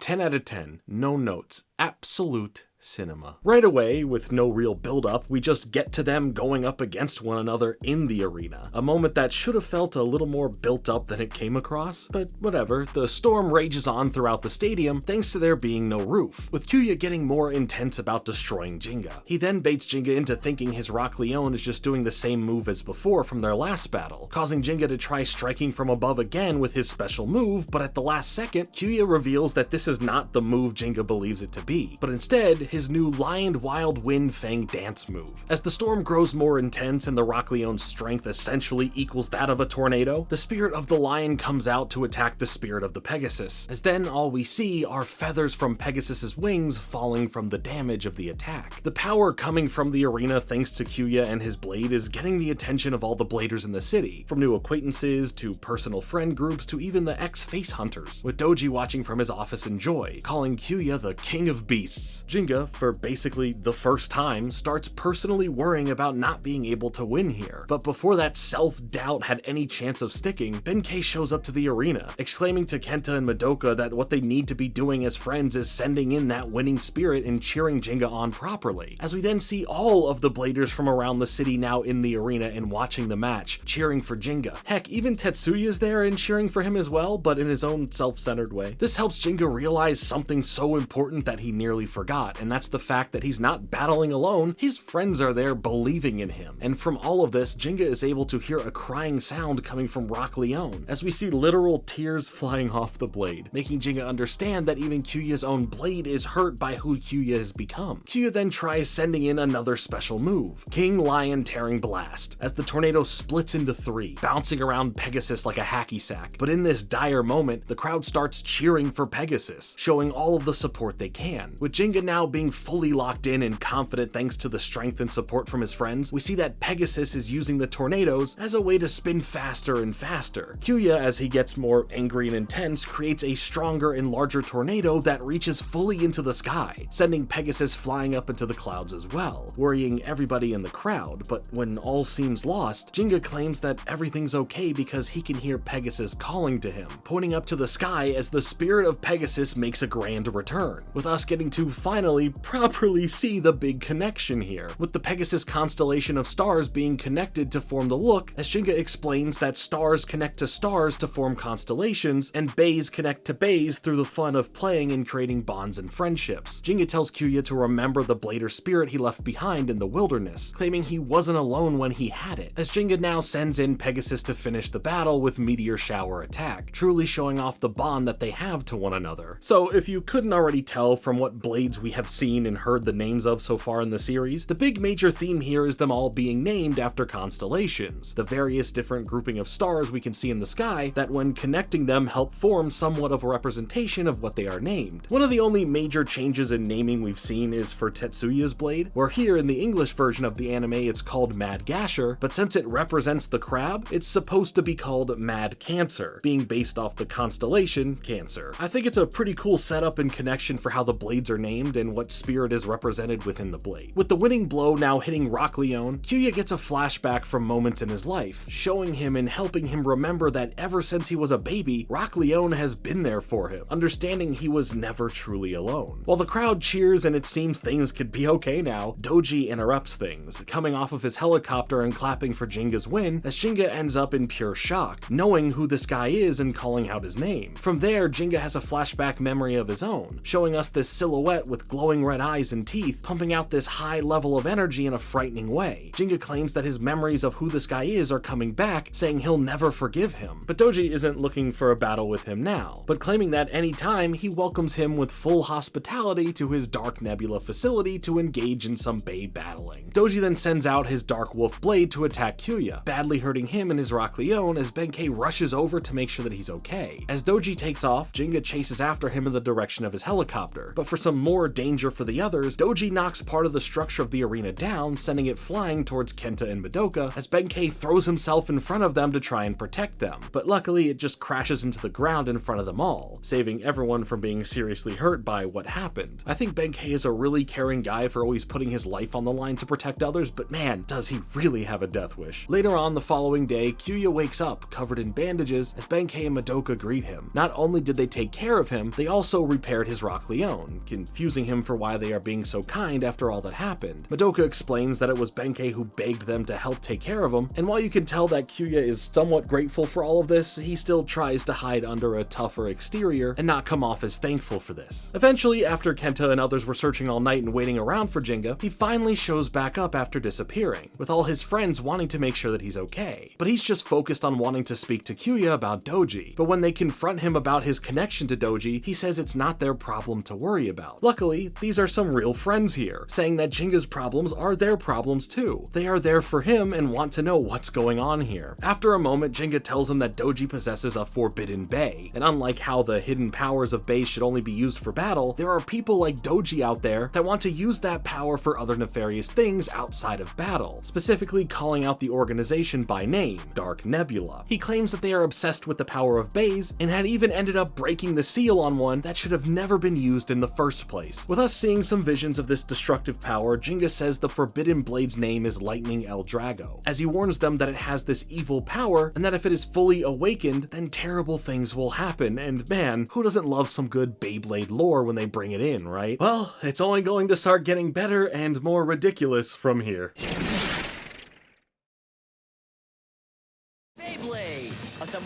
After letting the others know about all of this, Gingga explains that this is why he's traveling around the country in order to become the best. He needs to be able to stop the bad guys from using these darker powers for their own personal gain and harm done onto the world. Kyoya ends up eavesdropping on all of this, getting out of there before all the others rush in together to speak to him for help in this Doji situation. I feel like we need a moist critical video on this. Doji situation is crazy. As the group splits up to search around the city for any leads or clues regarding Doji and Dark Nebula, Kyoya watches from above above, wondering why they're all going to these great lengths to help another person and participate in a battle that is not even theirs. But by the end of the night, once Benkei, Kenta, and Madoka regroup, Kyoya appears to them, trying to give them a bit of a clue as to the whereabouts of the facility before dipping out, as you can see his internal struggle hitting him pretty hard with what he should or shouldn't do. From this, the others start figuring out where the base could be, heading to Gingga to inform him. At the facility, we see that Doji is hard at work putting time into another person who is currently incubating in a pod. But when Gingga and the others show up to the place, the show turns into a different anime for a bit, as Doji has the facility go into a full-on assault mode, with Beyblade cannons shooting out countless blades at the group as they all try their best to take them on. And this continues to escalate more and more, with an army of attack helicopters coming in to shoot out even more bays. But before it spells the end for our heroes here, Kyoya and his Rock Leone come to the rescue, giving them a chance to break down the door protecting the entrance to the building. Doji's not worried, as preparations for his secret weapon are complete. Kyoya, while still not making this about being friends for why he's here or willing to help, is coming off a lot friendlier at least, as he then joins the group for their raid on the Dark Nebula building. But then there is this ominous buildup, teasing us with whoever is inside of the pod getting ready to wake up, and it's safe to assume that this person may just be the secret weapon that is waiting for them. As our group begins to make their way through the dangers and challenges that are layered throughout the building and its hallways and corridors, I can't help but feel a similar vibe to what we see in the original Yu-Gi-Oh manga, where Yugi and the gang make their way through Kaiba's building in Kaiba Land, with them facing ridiculous and dangerous challenges that are meant to be a build-up to the big battle between Kaiba and Yugi at the top. Here we see everyone having to work together in some moments, or having to handle certain challenges all on their own. At one point, thanks to the help of the others handling their own things going on, Gingga is able to make it to Doji, with them getting into a back and forth about strength, power, and, you know, all this El Drago business. Doji offers Gingga a chance to join him, but he's not persuaded. He promises to stop this, to not let the powers of El Drago be used like this, as they get into a battle right there. As this is all happening, we have this really effective buildup of unknown information. These quick cuts to the silhouette again, getting more details, seeing the true power of what's to come, and along with that, the person in the pod is fully starting to wake up, the power in them and the blade in their hand increasing second by second, as it all comes to a big crescendo as he wakes up, and a powerful beam of light shoots up and out of the building, with it turning into the look of a dragon. The whole building is now beginning to collapse, and standing above Gingga now is the person from the pod, calling him out and saying long time no see, with Gingga in shock responding with his name, Ryuga. Who is he? I don't know, be patient, we're probably literally about to find out. Jeez man, why are you always like this? As the two exchange words with one another, we see that they have some sort of history that has left Gingga saying he'll never forgive him, and that he's going to get that El Drago blade from him. As the others come around to see this happen, Doji explains to them that not only did Ryuga somehow master being able to use that blade, but did so quickly thanks to somehow feeding on the energy and presence of Gingga and his Pegasus blade, pitting some deeper connection between the two of them. But then, the moment you've all been waiting for, the real, if you know you know, bit of Beyblade lore is dropped on us, as Doji explains more of the real history of Beyblades. This whole bit is to mainly show that throughout history, Beyblades have been used to do great feats of unbelievability in controlling natural disasters, or being able to change the tides of war, and, well,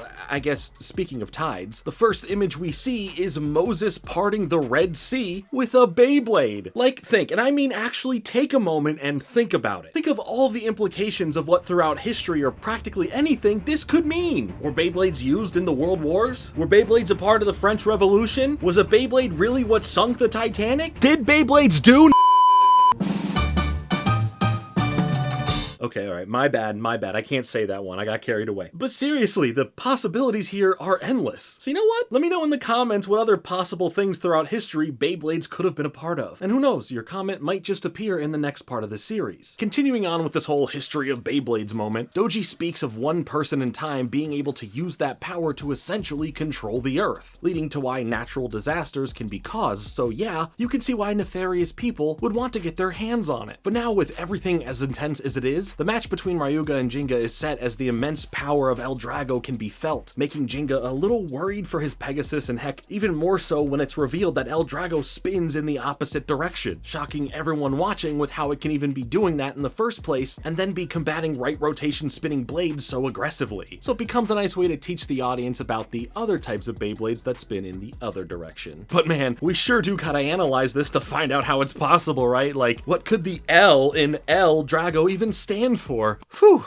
beats me. Anyway, the power of these head-on Bay clashes is becoming more and more fierce, heavily hurting Pegasus and by extension, Gingga. With him not giving up though, he does have Pegasus use similar strategies to before to try and coast off the other blade's power in order to charge up an attack, but this doesn't end up working as we see the spirit of the dragon completely wrapped around the spirit of Pegasus, eventually crushing it as Ryuga explains that there are many reasons why this Bay is forbidden, like what just happened as it used its dark powers to take on the impact of Pegasus's attack and absorb it. So the more and more you fight it, the more powerful the El Drago blade becomes, and the weaker your blade becomes. Ryuga starts breaking the spirit of Gingga more and more, with El Drago sending in a barrage of attacks that start causing major damage to Pegasus. As Gingga falls to his knees, crying in pain and worry over what to even do now, Ryuga sends the spirit of the dragon to directly hurt him, much like we saw Doji do to Kyoya earlier, knocking Gingga all the way back to the edge of the roof, barely able to hang on. After he does manage to pull himself back up, Ryuga now really hits him where it hurts, claiming that Jingga's father is a second-rate blader with a second-rate bay, which flips a switch in Gingga, causing him to grow increasingly angry, glowing red as he cuts back to those same flashes we saw before regarding his past. What's funny is Gingga usually keeps his cool, but if you talk about his father in any negative way, he snaps just as bad as Josuke Higashikata from Part 4, which is a reference I fully understand because I have been going through and watching all of JoJo's Bizarre Adventure. You can thank my lovely partner for that. She got me hooked on it. Currently, I think Part 4 is the best. Ryuga doesn't stop though, basically claiming that Jingga's father wasn't a great dad because of how weak and pathetic Jingga's turning out to be, telling him to now grovel at his feet just like his daddy did before, which is only serving to cause Gingga to either go Super Saiyan with his glowing red aura, or burst and explode from the pressure, causing a really weird and dark ending to the Beyblade series. Well, the real answer is that he snaps, claiming that his father is the best blader in the world, as we see the same red aura glowing around Pegasus now, with Gingga continuing the battle and claiming that he should not be messed with. He's blinded by rage, wanting to send in as much power as possible against El Drago, clearly not battling with his usual fun-loving spirits anymore, worrying all of his friends as they try to call out to him, wanting him to stop this as it can only get worse from here. Doji explains what's really going on, saying that in order to get El Drago at its most powerful, it needs to feed on negative energy, which Ryuga used all of it up when he first got El Drago, but now after recovering from all of that, it can now feed on some new negative energy, which is specifically coming from Gingga. So literally, Ryuga is rage baiting Gingga on purpose, growing stronger and stronger from it all, meaning it's the equivalent of all that stupid vague posting that goes on Twitter right now to farm engagement and acquire money on the people replying who are mad at it. Now with all the power he needs exceeding the levels that he should be at, Ryuga sends in a special move called Dragon Emperor Soaring Bite Strike, and like, can we please calm down with how long these attack names are, man? Like, what's wrong with Soaring Strike or something? Geez, a whole mouthful of word salad each time you have to call it out. This attack does end the match, leaving Pegasus smashed into the ground as both Ryuga and Doji thank Gingga for helping them here get El Drago all powered up, as they run off and get ready for their plans for the tournament I mentioned that you need 50,000 Bay points to enter, Battle Bladers. And Jinga's left here, crying on the ground in shame over feeling like all he did was make things worse when he originally just wanted to stop this from ever happening, feeling the extreme guilt over what's to possibly come. All of this will be a big turning point for Gingga, as well as the viewer in having a better connection to understanding who Gingga is as the main character of this series. After everything that just happened, Gingga isn't feeling like himself anymore, replaying the moments that happened over and over again in his head. This slump is extremely noticeable and is concerning to all of his friends, with them not being too sure about what they can even do to help. There is a brief moment of hope when one of the younger bladers comes into the shop excited to show off his new blade to Gingga, as he's been inspired by how great he is, and we get to see Gingga feel something good for a second, complimenting the build of the blade. From seeing the eagerness and excitement from the kid, he eventually accepts a friendly little match after being hesitant about it, only to see a vision of Ryuga right as he's about to let it rip, causing him to lose focus and confidence, now having a poor launch for Pegasus and instantly losing, shocking everyone because he lost. And not only that, he lost to like some random little kid. His friends try to be there for him, but he says he's fine and just walks away to be alone for now. Kyoya tells the others that this is something they shouldn't get involved with, as this is personal for Gingga and it's something he needs to go through to get to the other side of it. But Kenta doesn't think that as he goes off to confront him by the canal, telling him that these are what friends are for. What's the point of being friends if he's not open, honest, and real with them? Leading to Gingga going into his backstory about it all, claiming that his real goal in everything is to become strong enough to defeat Ryuga. He mentions the town where he's actually from, that being named Coma, which off of just hearing the name could be perfect and way too on the nose for so many reasons, but I'll get to that. Also, the town that he's from resides at the base of a mountain called Mount Hagane, which is Jinga's last name, and also, this town is known as as the Beyblade Village for whatever reason. He says that his dad loved Beyblading the most out of anyone there, as we see his dad in the middle of a tussle with a bear, then using his Beyblade to help get a stick out of the back of the bear that was causing it pain, showing he was just trying to help it and peacefully sends it on its way. The Pegasus blade was originally his father's, showing how he was teaching his son how to master it, making it known that it will be his sooner or later. On one special night, the town gathers to watch his father show off the true power and spirit of Pegasus, using the blade to light up a path that leads to a special structure halfway up the mountain, as the Pegasus constellation can now be seen in the night sky above. Then things get crazy real fast as a helicopter comes rushing in to get to the mountain, causing Ginga's father to run towards it, saying that whoever that is after the Forbidden Bay. And Ginga's all like, what are you even talking about? Like, I just got here, like, what Forbidden Bay, what evil power, what's even happening? As we see that inside is a special shrine housing this Forbidden Bay, with us seeing Ryuga and Doji acquiring it. Ginga's father rushes in to try and stop them, but Ryuga already has a hold of the El Drago blade and wanting to see if he can already master it, putting himself in a battle with Ginga's father right away, with Gingga only being able to sit back and watch. From this battle, we see how Ryuga is feeding his negative energy into the power of El Drago, showing off its powerful left rotation and even calling out Doji by name. And trust me, that's important. With Gingga worried, his dad says he can now see the real power of Pegasus in action as he starts pulling off some advanced Beyblading moves. Adding into that, we see the spirit of Pegasus more glorious than ever, but despite these efforts, El Drago is too dangerous and too powerful, resulting in the obliteration of Pegasus and Ginga's father's defeat. Ryuga then rips off the headband on Ginga's father's head, using it to disrespectfully wipe clean the El Drago Beyblade. And if this is what he considers groveling at his feet, I wouldn't say that's what even happened here. But whatever, man, tell your lies. And also, what was the point of the ceremony anyway with lighting it up to this base and also having this Forbidden Bay so easily accessible? I mean, there's a lot of stuff going on here that doesn't equal out, but you know, whatever. We also get to see that Ryuga is pretty wiped of energy himself, giving the reasoning some more context to why he needed to go in his incubation pod for a while. With the inside of the mountain becoming unstable and no way for his dad to get out of this, he tells his son that El Drago is dangerous beyond belief, and that he must defeat it and get it back, reminding his son what Beyblading is all about.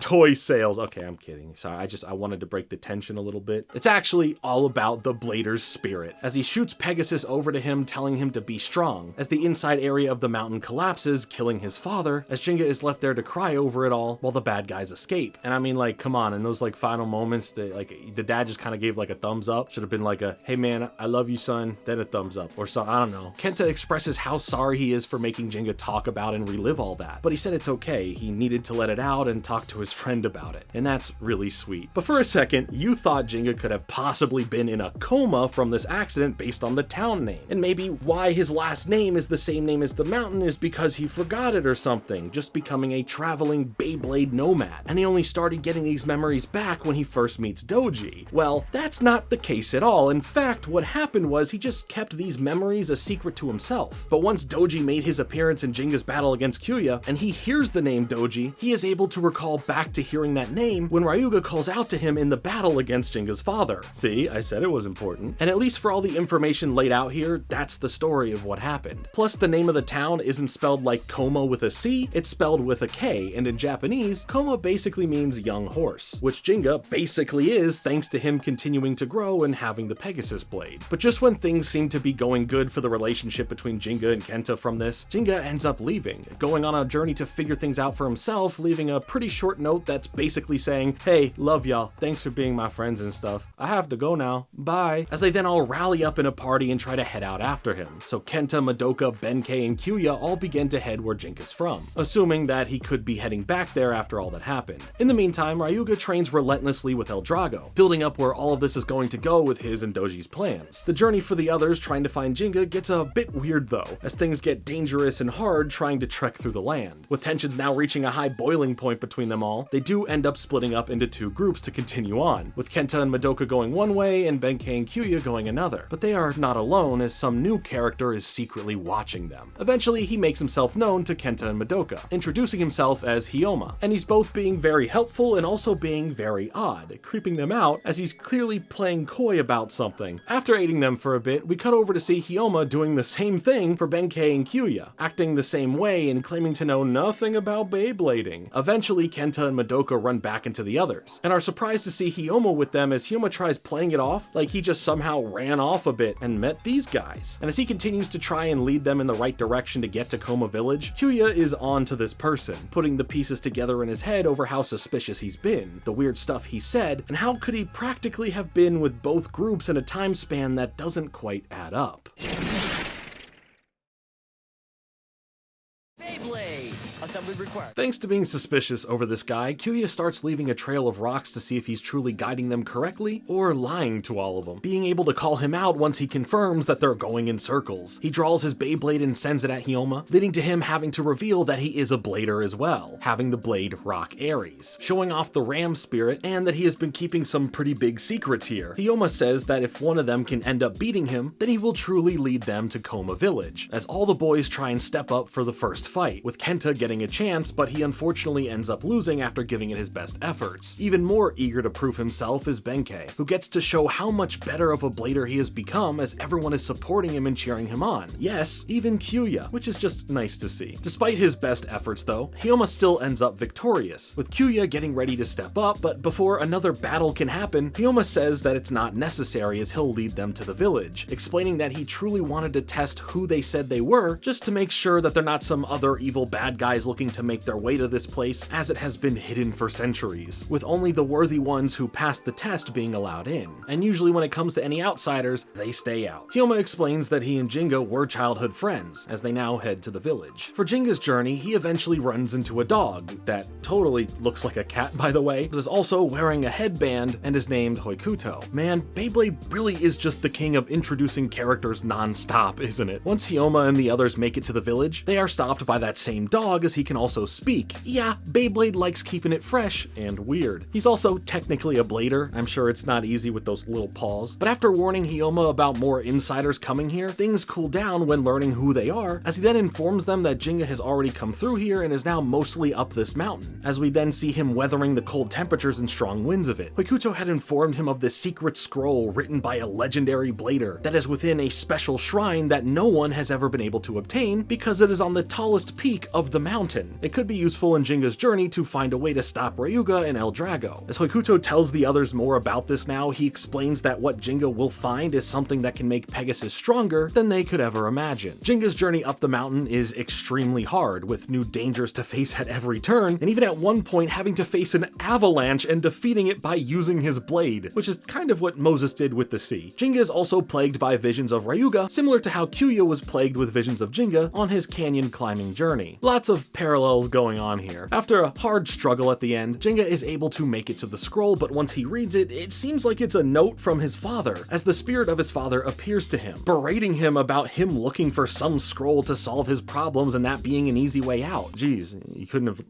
told him that, I don't know, say, before he did all of this to get here? Maybe left a special scroll at the bottom with his name on it? His father continues, saying that Beyblading is not just about winning. It's okay to want to win, of course, but it's about what you do after you lose, and that a true blader doesn't need some secret scroll after a singular loss to fix things, as he then laughs at him for doing all of this. Thanks, Dad. Appreciate you. With Gingga wanting to know what this was all about then, his father says it was all about the experience, and with that, it's up to him and how he uses this experience going forward. He basically then gives his son the speech from Rocky Balboa about getting back up every time you get knocked back down, and saying that using your own strength to get back up is what will strengthen you. This whole elaborate setup just for Gingga to be told about the blader spirit again is something that makes Gingga laugh because only his father would be this ridiculous, with his dad saying that losing is nothing to cry over. But also, we're talking about a dangerously, seemingly unstoppable Beyblade here. It's not like he just lost in some tournament and cried. That's Hikaru's job. I'm joking.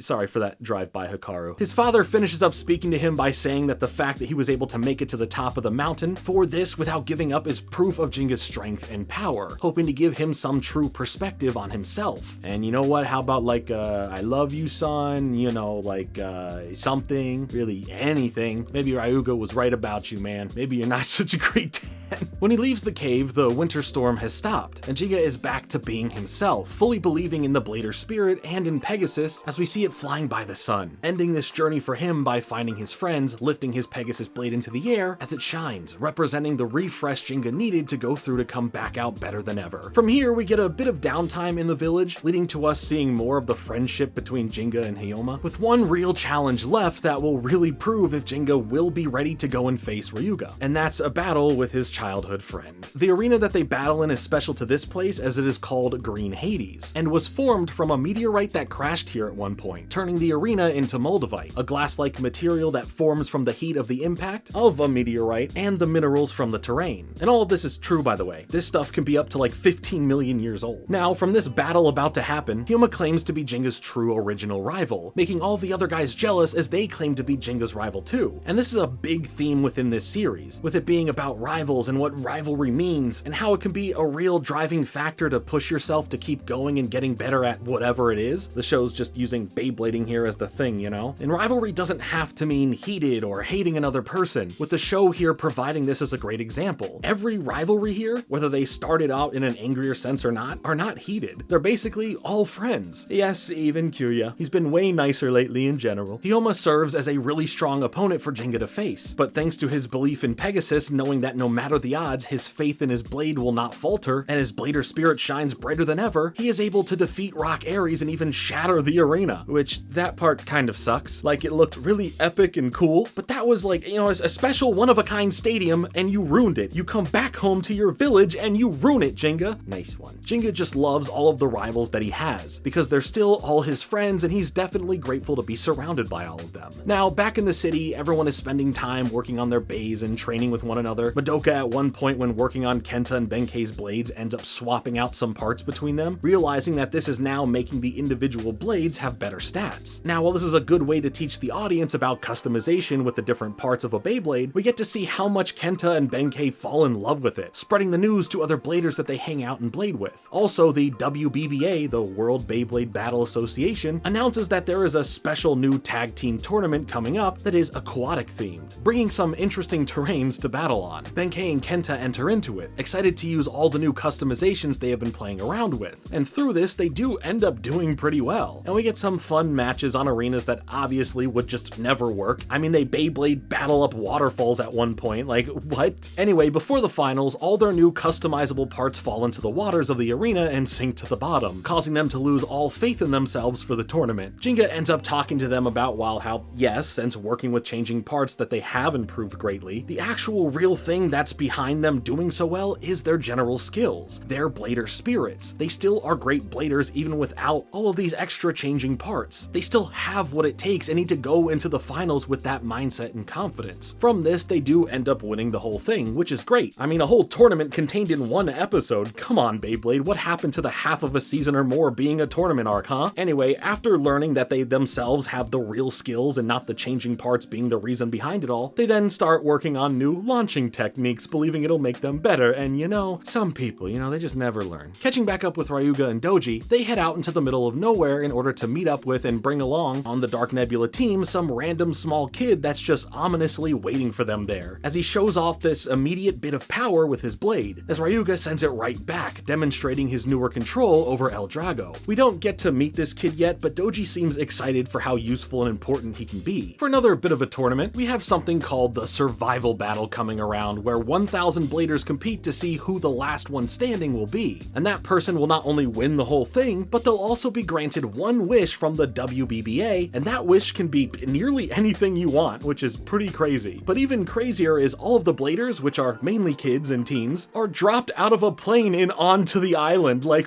what? What is happening? And also, we didn't even have Battle Royale games at this point when this episode came out, and that's basically what this looks like. Everyone's just dropping down in parachutes and gliders to the island. How is any of this legal and approved? But whatever. All of our main characters are there, some more friendly rivals like Hyoma and Hikaru are there, even some annoying characters like Tetsuya are there, as well as the new mysterious person that Doji and Ryuga recruited. So this should be a grand old time, right? Well, it becomes an every man for themselves situation as our main characters all split up a bit to do their best, as Gingga hopes it comes down to him and Kenta in the end. We get to see everyone doing well enough. Tetsuya has a whole annoying thing going on as expected, but Kenta helps teach him a lesson, regardless if he'll ever truly learn from it or not. It's probably or not. When the competition is getting pretty far into it all, with the number of players left ticking down with less than 90 bladers, we get to see some intense fights from characters that aren't just background characters. Hikaru and Kyoya have a fierce stalemate battle that they don't get to finish because because of how matched in skill they seem to be, as it then gets interrupted by some other bladers who want some street cred for taking them both out because why not? But soon after this distraction, Kyoya notices he's being followed by Hyoma, with the two exchanging tough words that leads to them getting into a battle. Aside from this, Kenta does get hurt, leading to the introduction of Yu, the kid who we got teased with not so long ago, as he seems to be pretty nice, claiming that he's not trying to battle Kenta when he's hurt, showing he seemingly has a good moral compass. And that could be interesting. It would suck if him leading Kenta and Benkei to this first aid tent was anything else but that. Oh, well, would you look at that? He did do that. And he's excited to talk bays with Kenta, saying he has a stamina type blade as well, showing off his Flame Libra. This Yu kid just finds it so funny that if two stamina types went up against each other, they'd probably just be doing nothing and waiting for the other blade to attack. Now with only 8 bladers left in the survival battle, Yu is both mad and sad that this all has to come to an end and that he'll only have to take on like 7 others. With Benkei and Kenta being like, "You," as in the word you, not his name you, "think you're going to take on the rest of the bladers and even then defeat them all? What the heck?" Because this kid has shown nothing to us yet, and he seems pretty young and acts pretty young for them to believe he'd be a formidable opponent. Hikaru jumps in as well, and between them all, this becomes a 4-way battle to see who can make it to the end, as they each have their own level of confidence. Kyoya ends up defeating Hyoma after a pretty fun battle, ending in a nice new friendly rivalry between them both, as they look forward to battling one another again someday. And I like that even Ginga's rivals are becoming their own rivals between each other. But for the big 4-way battle, things get pretty weird when Yu reveals that he's caught them all in his special antlion trap, which by the way, an antlion is a real-life animal that burrows a cone-shaped hole into the ground before covering it up a bit with sand, hiding itself at the bottom to wait for its prey to get caught in it, as it'll get dragged down to their demise. It's what the Sarlacc are based on in Star Wars, as well as the Pokemon Trapinch. Yu begins to activate his special move, where a massive green beam of light shoots up into the sky, getting everyone's attention from across the island, as Yu starts having a laughing fit, proving that there's just something not right with that boy. That boy ain't right. In the aftermath, all that's left is a crater in the ground resembling the antlion trap, with Kenta, Hikaru, and Benkei all defeated lying in the sand. Yu is there, taunting Gingga and the others about what happened as the tournament announces the final 4 bladers, with them being Gingga, Kyoya, Yu, and Madoka for some reason. She doesn't even go here! She's even confused. Anyway, the final battle is going to be shown live across the world, and Madoka doesn't hesitate to get out of there, as Gingga says we'll be handling this, as he and Kyoya enter into a 3-way match with Yu. But really, it's Kyoya going at this head on first, and things start getting pretty intense in the match, as he continues pushing Rock Leone to its limits, but something kinda seems to be wrong and his blade is slowing down, with Madoka analyzing it to see his performance tip is breaking, with Hyoma noticing that it happened from their battle. Kyoya hadn't noticed it as he's struggling to understand why Leone isn't spinning faster like it should, and with the intensity of the battle, he can't hear Madoka warning him about this, as she then uses her blade to enter into the match at the perfect time and angle to hit and slow Rock Leone down just enough so Kyoya can notice, with her blade getting knocked over, sacrificing herself out of the match for the sake of Kyoya's blade. After nearly getting mad at this, he realizes what happened to his blade, as we get to see part of the big changes that have happened to him as a character, as he quietly walks up to it with it barely spinning anymore, picking it up and saying that he should have treated his blade better, officially counting as a forfeit for him from the tournament. As he walks away, he scolds Madoka about interfering, before handing her her blade back, with Benkei just saying that that's Kyoya's own personal way of saying thank you for what she did. With the battle continuing, Yu starts using his special move again, Sonic Buster, but Gingga is able to have Pegasus battle his way through all the struggles as he fully believes in his bae, believing that he can actually win. Yu, who's having the time of his life right now, shows off another move, Inferno Blast, but even then, Gingga is still pushing through, having Pegasus get out of the situation and come down hard on top of Flame Libra, but the end result is a massive explosion from Flame Libra, as it took no damage and leaves Pegasus and Gingga in defeat, with Yu expressing how much fun he had battling him, as Gingga expresses the same thing, clearly learning a lot since his last major defeat. Glad that climb up the mountain was truly worth it, man. With Yu the winner of the survival battle, he is able to make a wish now, and the wish he ends up making is Battle Bladers, the tournament I've teased in regards to the whole Bay Points system. The setup for this whole thing is that it will be the largest competition ever held to decide the top strongest blader in the country through a series of one-on-one battles, and Yu is all excited because he claims there has never been a larger competition that has been nationwide. But bro, is the original series not canon? Or does it, like, this all take place in like an alternate universe? Because in the OG series, they have worldwide globe-trotting competitions. What do you mean? I went down a rabbit hole regarding regarding this. And from what everyone is saying in forums and all around the internet,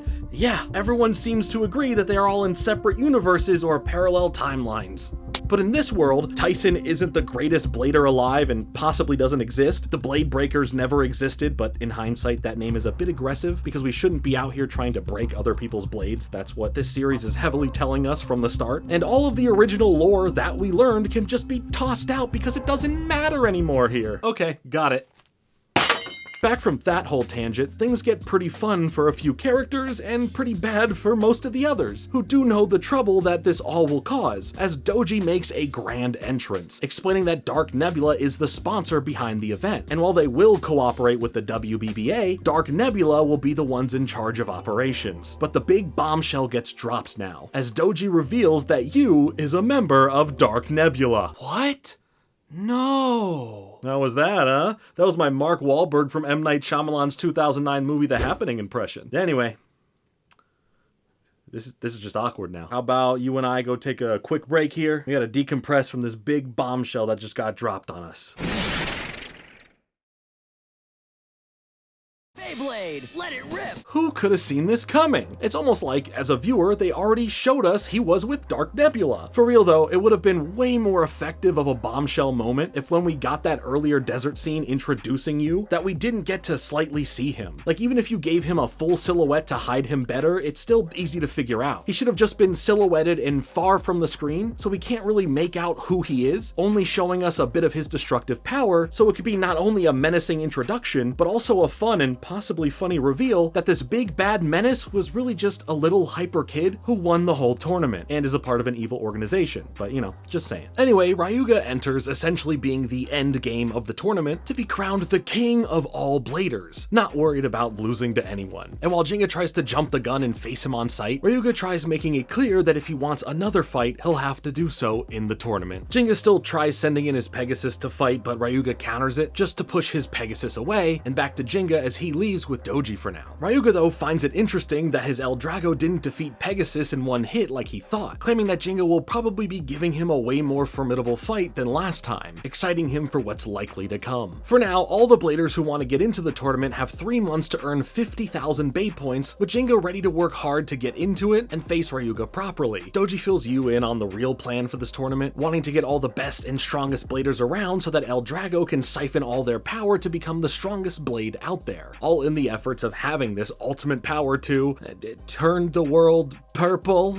I don't know, I guess to have world domination or something. He's just kind of like, hey, we're doing it for this big reason, and then he doesn't elaborate on said reason. We just see the world getting engulfed in this purple aura. While all the bladers across the country are gearing up to earn points, all sorts of smaller tournaments to earn decent sums of points are getting set up as well. But for our main cast of characters, they all vow to enter into the tournament, with Gingga wanting to because he needs to take down Ryuga, as Kyoya wants basically the same glory, but for Kenta, it's about truly proving himself, and the same goes for Benkei. So they all share in a moment of friendly rivalry, promising that they are all going to give it their all, even if they end up facing off against each other in the tournament. There's no more going easy. The only one spectacle of things is Madoka, claiming that this is just playing into Dark Nebula's big trap, but Gingga says that there's no other choice. It's either they don't enter and their plans go through anyway, or they play into this whole tournament and figure out a fighting chance to stop it all. As they start leaving town, they all tell each other that this is it. Once this happens, it's every man for themselves to get all the points that they need in order to qualify in 3 months, saying that's the next time they will all see each other. Before they go, they do walk by the Old Bay Coliseum, and for the fun of it, they decide to have one final battle as friends. And surprising them all inside are more of their friends, and Tetsuya, who I guess thinks he can consider himself that, but whatever. This becomes an all-out brawl of a battle, ending with Gingga finishing everyone off with his Pegasus's Star Blast attack, really setting up that now the gloves are off for everyone. And we get this bridge in the story that connects us through how everyone is doing, giving us moments to see each of them and how they are earning points and doing the best that they can. Gingga eventually gets into a situation where he's cornered by a bunch of bladers wanting to take his points, but he doesn't break a sweat, he just gets ready to take them all out at once. But luckily, after an eagle catches his attention in the sky, a new character enters the fray, taking everyone else's but Jinga's Beyblade out, all while landing in the water to have a slow-motion motion glamour shot moment. I don't know why, but he sure looks cool doing it, so I guess that's reason enough for me. After this, he introduces himself as Tsubasa, along with his Beyblade Earth Eagle, as he tells Gingga that he knows him and what his real goal in all of this is, making Gingga think about how much this guy truly does know. Tsubasa claims that he's entering the same smaller tournament that Gingga is as well, but for now they should travel together as friends before having to face off eventually in this tournament. And during their time together, Tsubasa really ends up teaching Gingga a lot, helping him understand more about how he should master using all of his senses, not just his sight, in order to really be ready for anything. And this doesn't just stay as something that just gets told to him, it's something that really sets in for Gingga. As when they are in the finals of this tournament facing off, Tsubasa coaches him more, saying that having a problem or being in trouble in a battle is really just a chance to prove yourself, and not something to worry and panic about, as he reminds him of what a journey they went on, triggering Gingga to think back to all that Tsubasa had taught him, making him concentrate to really be as observant as possible, locking in and using all of his senses to counter Earth Eagle's attack and eventually be able to defeat it, giving Gingga the big old victory here against his new friend slash life coach?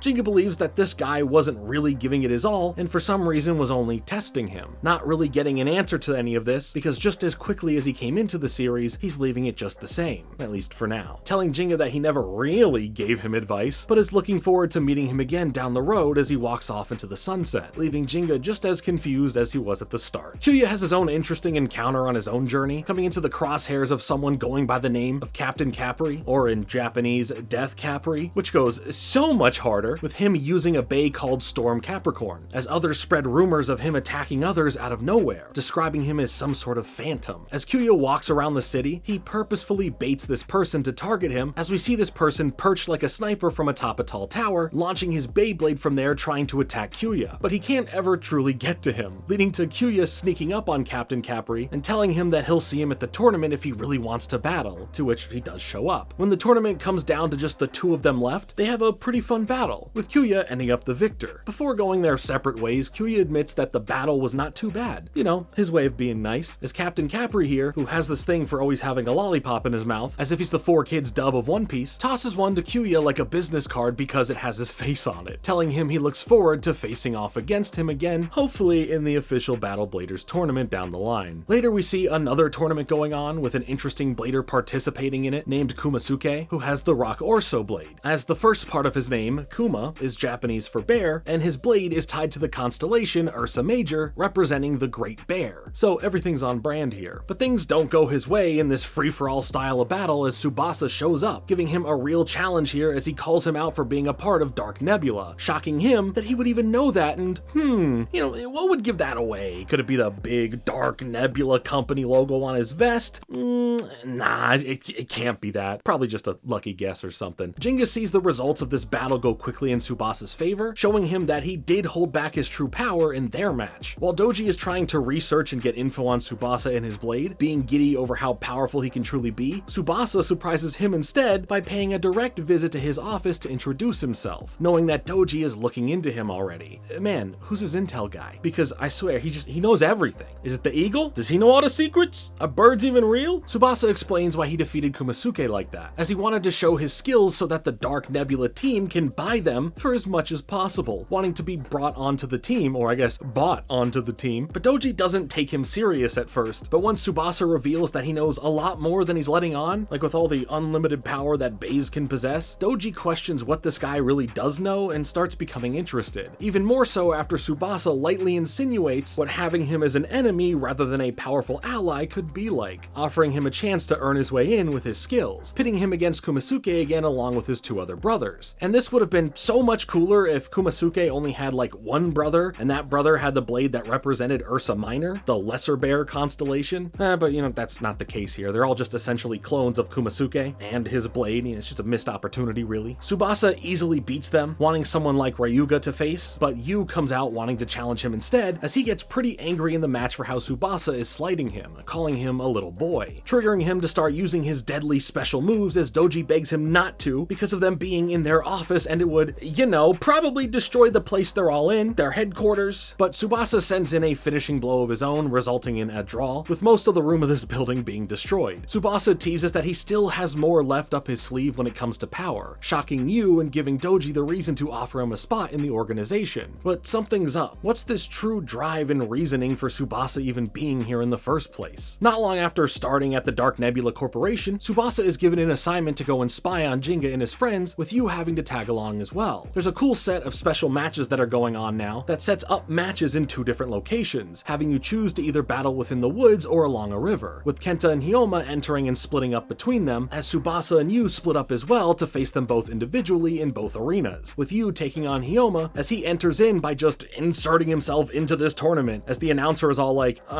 you can't do that. And Yu's all like, yeah, I can do what I want, and everyone just goes with it for some reason. Also, Yu ends up winning. Tsubasa does a similar thing, but is more polite about entering in to go and face Kenta in the other arena. While Kenta puts up a fair enough fight in this match, Tsubasa ends up winning as well, with Kenta and Hyoma admitting that they both need to keep training hard as they look forward to seeing each other once again in the Battle Bladers tournament. Back at the Dark Nebula headquarters, Doji is pleased at their work thus far, thinking to himself about Tsubasa and Yu getting stronger, all for the benefit of Ryuga in the end. We also get this other stuff going on involving Tetsuya. He's clearly using some shady tactics to earn a lot of points, and in his drive for more power in order to defeat Gingga, he heads to Dark Nebula, begging to come aboard and get stronger through them, which leads Doji to thinking that this rather pathetic guy could be great for his experiment, and decides to bring on Tetsuya, giving his Mad Gasher an upgrade, all thanks to their special Bay remodeling machine, turning the blade dark. Dun dun dun! No, literally, Mad Gasher becomes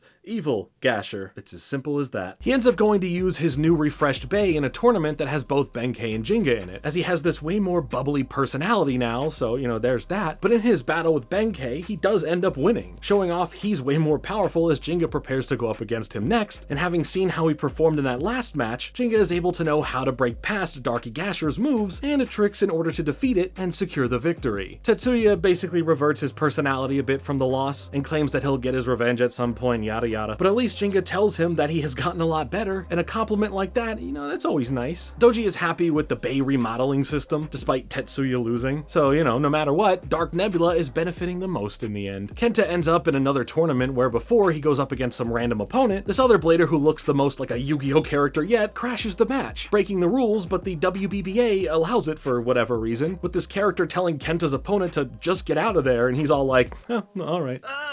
Okay. It's these little moments that are truly just the funniest. I love it. And this person's name is Sora, and he claims to be this apprentice of Gingga, big upping himself, and having a special blade called Cyber Pegasus, and even having a cool launch that literally resembles Tyson's from the OG series. And all of this just to embarrass himself when he tries pulling off the exact move Gingga does, as his blade just falls back down to the ground, and he loses, as the stadium and announcer laugh him out of the arena as he warns Kenta of a harder fight when they next meet. But, you know, that's not gonna be true, because later on Kenta finds Sora training on the beach and trying to understand this guy better, with Sora explaining that after he saw Gingga in his town win a tournament, he felt like he was looking right at him, and that his gaze meant that he was now meant to be Jingga's apprentice. It's not really how apprenticeship works, but you know, semantics, whatever. Kenta sees an opportunity to be what Gingga was to him for this guy, and after he admits to being friends with Gingga, Sora has a bigger attachment to him now. And after some time together, Kenta explains to Sora that he shouldn't just be trying to copy Jingga's moves, especially when his blade is slightly different, meaning the hidden powers that can be unlocked would be different, and he should focus on trying to figure out what that is in order to be growing in the ways of how his idol has. As Sora vows to figure out with all of his heart what his special move could be, they enter into a special challenge tournament, making it where their blades have to make it through some tough obstacles and then up a waterfall at the end to reach a flag and win. This wannabe main protagonist, and I'm only saying that because of the hair Sora has, ends up being able to unlock a move after being motivated to become the best he can be so he can one day surpass Gingga, calling out his special move, Avalanche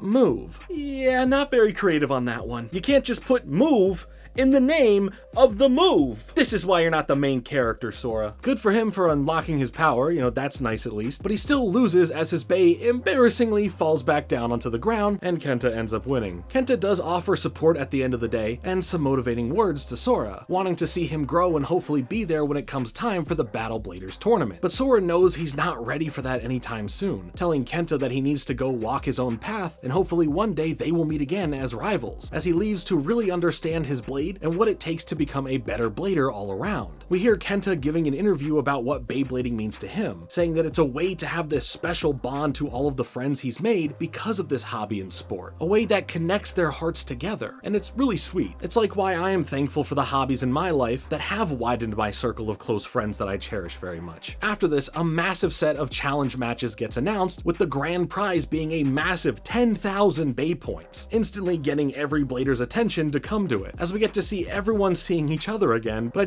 I find it funny that at the start of this build up to the Battle Bladers arc, that everyone said when they see each other next, it will be at Battle Bladers. But like every episode, random members are running into one another, and now like, you know, they're just all here. We also get another new character involved, Ryutaro, a mischievous fortune teller that even if he's lying about the fate that he speaks, he at least buys his own bullcrap. Oh, and he's also like a magician or sorcerer for some reason, being able to do some pretty cool things or just fool you with illusions to make you believe in it. His blade is Thermal Pisces, and he ends up going against Gingga right away in these matches. And in the match, Ryutaro ends up showing off this move that essentially makes it look like the match has brought them into another realm. But of course, this can all be explained with Beyblade math as shown on Madoka's computer, with Gingga eventually understanding how to navigate the wind redirection from Thermal Pisces, and then being able to break free as Ryutaro is in shock over how powerful he is, leaving the match being defeated, but claiming Gingga to be a real blader. After this match, we get a bit of a confrontation in the hallway, as Gingga gets to see Tsubasa again, but unfortunately finds out that he's a part of the Dark Nebula organization, shocking him as he calls out feeling like he was just testing him when they originally battled, and asking if that was all for Dark Nebula as well, to which it wasn't, but he don't know that. But in hearing they battled before, Yu takes note of that, finding it odd that it just hasn't come up at all. We get to see some other matches start up after this, like an interesting one with Kenta going up against a pair of twin bladers named Dan and Riki, who operate as one blader. So that's a pretty interesting concept. When showing off their blade, they introduce it by saying a silent flame and some freezing ice. Together, the two of us are not so nice. And I didn't know this was Dr. Seuss here or something. But for their blade, it's revealed to be named Evil Gemios. And wow, I wonder if these are good guys. Well, Gingga actually recognizes them, as we have seen them briefly before when they raided the Dark Nebula building. So it's cool that they were brought back, but it's not a shock that they are with the bad guys, and geez, so many Dark Nebula members are here right now. Benkei ends up facing off with Tsubasa, but loses to him real quick. Tsubasa's really no joke to ever mess with, it seems, while Kyoya and Hikaru get a chance to go at it once again, having a rematch since they didn't get to finish properly last time during the survival battle. Kyoya does end up winning, but he does compliment Hikaru, well, in his own way, saying that she put up somewhat of a challenge for him, and at least it made her smile. That's nice, I ship them. To finish off Kenta's match, he ends up landing the winning blow with his Sagittario, earning himself a nice little victory. But now it's the big epic finale to the tournament, a 6-way brawl featuring Gingga, Kyoya, Kenta, Tsubasa, Hyoma, and Yu. No, not you as in you watching this video right now. I mean this kid. All thanks to Doji pulling the strings to make this happen instead of having singular battles, as Gingga is instantly the target of Tsubasa and Yu when this all gets going. The others in the match don't let the Dark Nebuloids over here forget that they are in the match too, with Kyoya making sure that they all know how tough he is as well. Tsubasa and Yu try and work together to start going after the others, especially since they're all in the way, all in the effort so that they can get back to focusing on just going after Gingga. Kenta, the kind-hearted, caring kid he is, gets distracted a bit, as he can't help but think about how much Yu loves Beyblading, and can have so much fun with it, but somehow can be a part of this evil organization, and just kind of worried about him. But Kyoya snaps him back out of this and into the game, but now I'm distracted by what's going on during this match, as we get these random little glimpses of some mysterious guy wearing a mask who's watching this. Who is he? I don't know, quit asking me, I'm sure we'll get to it. Anyway, Hyoma ends up being the first person knocked out of the final brawl, thanks to Tsubasa, and Gingga goes at it with Tsubasa now, fully knowing he did hold back before, as Tsubasa low-key admits to it by saying, let's have some fun now. Yu's just mad that he's not getting to take on Gingga directly, and is stuck dealing with the others. So in not being able to work well with Tsubasa, he ends up using one of his strong special abilities, Inferno Blast. But using what he learned before when dealing with Ryutaro, Gingga has Pegasus recreate the vacuum around this attack, speeding up and creating a blue flame around it as it charges in with a massive direct hit that turns into an explosive explosion that blinds the arena. But when the dust settles, everyone's bays aside from Kyoya's and Kenta's are knocked out, as the final battle now comes down to them. And hey, that's a pretty cool outcome to see. Before Kenta can realize it ain't over, Kyoya hits with an attack to become the victor, winning himself 10,000 bay points. Now, in the award ceremony, the others, aside from Hyoma, all get some sort of points, with Gingga, Tsubasa, and Yu earning 1,000 for all tying for third place, as we see Gingga having 48,000 in total now, and for second place, Kenta gets 3,000 points to now have a total of 35,000, with Kyoya adding the first place 10,000 points to his total, resulting in him having 50,500 bay points, making him the official first person to qualify for the Battle Bladers tournament. Doji is pretty happy despite all of his members losing, as it results in Gingga becoming a lot more powerful, as Doji wants that energy to come directly to Ryuga for the benefit of El Drago. So Doji really wants Gingga to make it into the tournament, but you know who can mess things up but thinks they're not? Yep, Tetsuya, as he believes that by stopping Gingga from ever getting in will make the Dark Nebula pleased, since they won't have to deal with him. Sometimes you really just have to appreciate how self-sabotaging people can be without realizing it. That's like me eating milk chocolate and not even knowing I'm lactose intolerant. Like, who is stupid enough to even do that?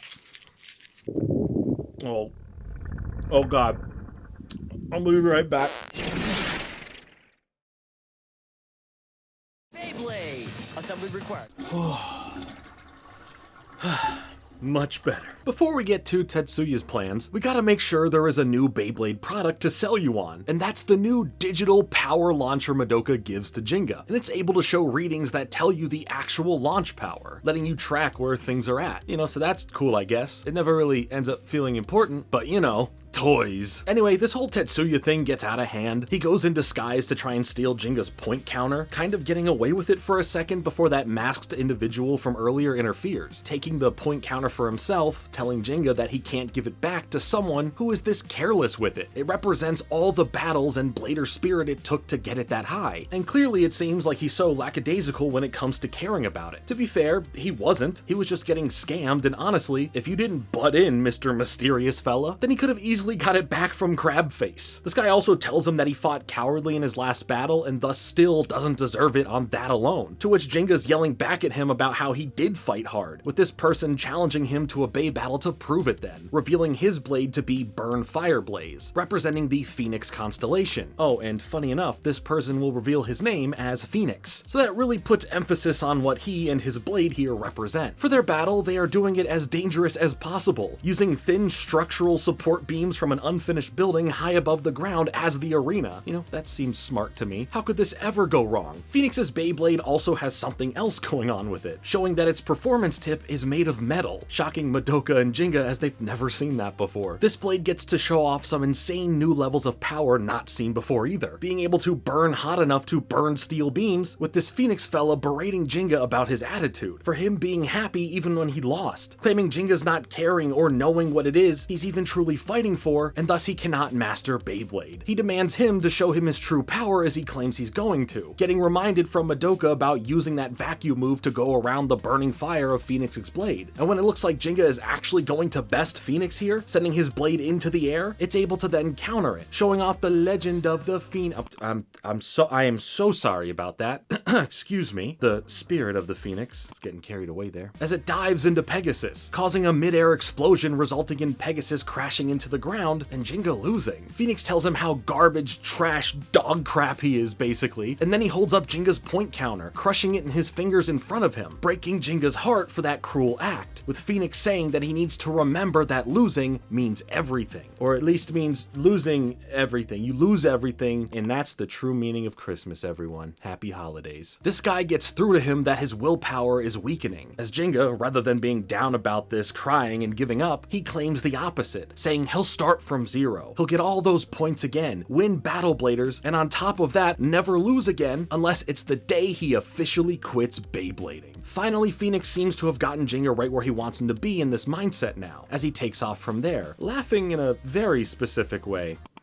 That's odd. But for Gingga, now being at this extreme low point, as he's gonna have to start all over again, this is a crawling back up to where you were moment, as he has this determination and drive to get back and exceed where he once was. We end up seeing a new character getting involved through beating Hikaru in a match named Teru, who has the Beyblade Earth Virgo. After a bit of time where Gingga is training and racking up points again, he eventually runs into Teru, and this guy has a bit of the flair for the dramatics, having a backstory that sees him being a ballerina until an unfortunate accident puts him out of commission. But while in the hospital, feeling like all is lost and his shot at following his dreams has gone all down the toilet, he notices that on TV that there are these Beyblade matches going on, and that's where he sees Gingga using Pegasus and having this spark, this passion that then entranced Teru and inspired him to still chase after something and not stay feeling hopeless about his original dream. His friend took notice of his interest in this, showing up with a Beyblade to give him, and now he's been channeling his passions into his blade, being able to go after something new while holding on to that ballerina past, as he calls his Earth Virgo his prima ballerina. Through a match Gingga has with Teru, he gets to truly feel refreshed after all that just happened to him, even getting to show off a special new move for Pegasus called Stormbringer, ending the match in his favor. This does help Gingga see the impact he can have on others out there, inspiring them to never give up and to want to be the best they can. And he doesn't even know about all the other countless people that he's inspired that are just out there. Like, of course, he knows about people in his friend group like Kenta, but he doesn't know about Sora and how seeing Gingga played inspired him greatly. We get to see some more crazy Beyblade battles and see some more of the threat that Ryuga and his El Drago are, especially from this 100 Beyblade battle that takes place in a dangerous rock structures crater. Like, seriously, who's coming up with all these places to battle? These are kids after all. Maybe let's not keep putting them in these perilous situations. And in fact, where is most of everyone's parents? But here we see Ryuga defeating all of them instantly, continuing this onslaught of victories in different mini tournaments and sets of matches, as we then get to see more of what Tsubasa is truly doing, being a part of Dark Nebula, carefully studying and understanding more about El Drago. After his research operations get a little too deep within the Dark Nebula facility, finding direct data and research on El Drago, Tsubasa is now unaware that Doji is watching and learning more about his real intentions here. After taking the data and putting it on a thumb drive, he makes a break for the roof, calling out to his real-life eagle, not his Blade Spirit Eagle, as he's clearly trying to get this data off-site and get out of there. But before he can, Yu calls him out, sending in his blade to scare the eagle away, as Doji is there with Yu, confronting Tsubasa and his sneaky actions they've witnessed, wanting to know why he is doing this and who sent him to do this. He claims that when it comes to a Bey with these kind of destructive powers, it is his business to not only understand all this data, but to stop it completely, as Doji sends in all the Dark Nebula Bladers to battle him, but even then, Tsubasa clears them all pretty easily, leading to playtime officially now being over, as Ryuga appears, ready to truly show off what El Drago can do in an intense and frightening battle with Tsubasa. El Drago quickly gets the upper hand on Earth Eagle, but before anything too deadly can happen from everything here, Phoenix and his Spirit Phoenix end up rescuing Tsubasa in the nick of time, essentially stopping the match as he takes Tsubasa and escapes from the Dark Nebula building, leaving Doji without answers, Ryuga angry like usual, and Yu, well, just being a kid and enjoying some ice cream. Things need to get more serious for Dark Nebula though. I mean, all the bladers that they currently have are all easy fodder for the good guys, as they just keep getting taken out, and now with newer threats to the organization aside from Gingga, like Tsubasa, it's now time for new recruit season, allowing for some of the other side characters to come back into the series and get a little bit more spotlight, like Captain Capri, who makes his entrance during a match Gingga is in, announcing who he is and who he's working for, as the two of them get into a Beyblade battle. There's a cool moving maze-like arena that they battle on that gets to have this Western gunslinger feel to the match, but I wish we got to see more of the opponent Gingga was facing before this, as he was basically a cowboy, but whatever. Gingga is able to show off his new moves and ends up defeating Captain Capri. We then check in with Kenta, who finds this like abandoned city where all the younger kids aren't able to really Beyblade in the broken down arena because of some guy named Busujima and his crew having taken over and has forced the kids to give them all their points if they wanted access to the arena. But before Kenta can go help them out and face these thugs, someone already is, and that's none other than Sora. And despite Sora doing pretty good, members of the gang are interfering with the fight and cheating, leading to Sora losing. Understandably, he's mad, but he's no Sora loser. Yeah, I know, I deserve it. Let him, yep, keep booing, it's okay. But Kenta pulls him out of there for now, wanting to properly help him with some time to practice and train in order to really defeat and stop them next time. As they're doing this, Busujima and the gang are continuing to play dirty, as they want Kenta's points naturally, even going as far as to step on and destroy one of the younger kids' blades as a warning message, and beyond that, they took hostage this little girl, the sister of the kid whose Beyblade got destroyed. So now when making their way to go and deal with these bad guys again, they end up getting surrounded by Busajima's underlings, as Kenta tells Sora that he should go and face Busajima alone and that he can handle it. He's ready. Sora ends up having to face this guy in an arena that is now covered in oil, leading to a fiery match as it eventually catches fire. Who would have thought? Putting Sora in a real dangerous situation beyond just the match, with Busajima trying to destroy his Beyblade by pushing it into the oil fire, and like, there would be no getting it back then. While it would have been nice to see Sora get a real moment to shine here, to show that he is really improving and growing as a blader, some more important things happen for him, as Gingga makes this heroic entrance, first appearing as a shadowy silhouette to Kenta and the other kids to save them, and then by entering the arena, telling Sora that he's got it from here, as he saves the day just like that Phoenix guy kinda did for Tsubasa.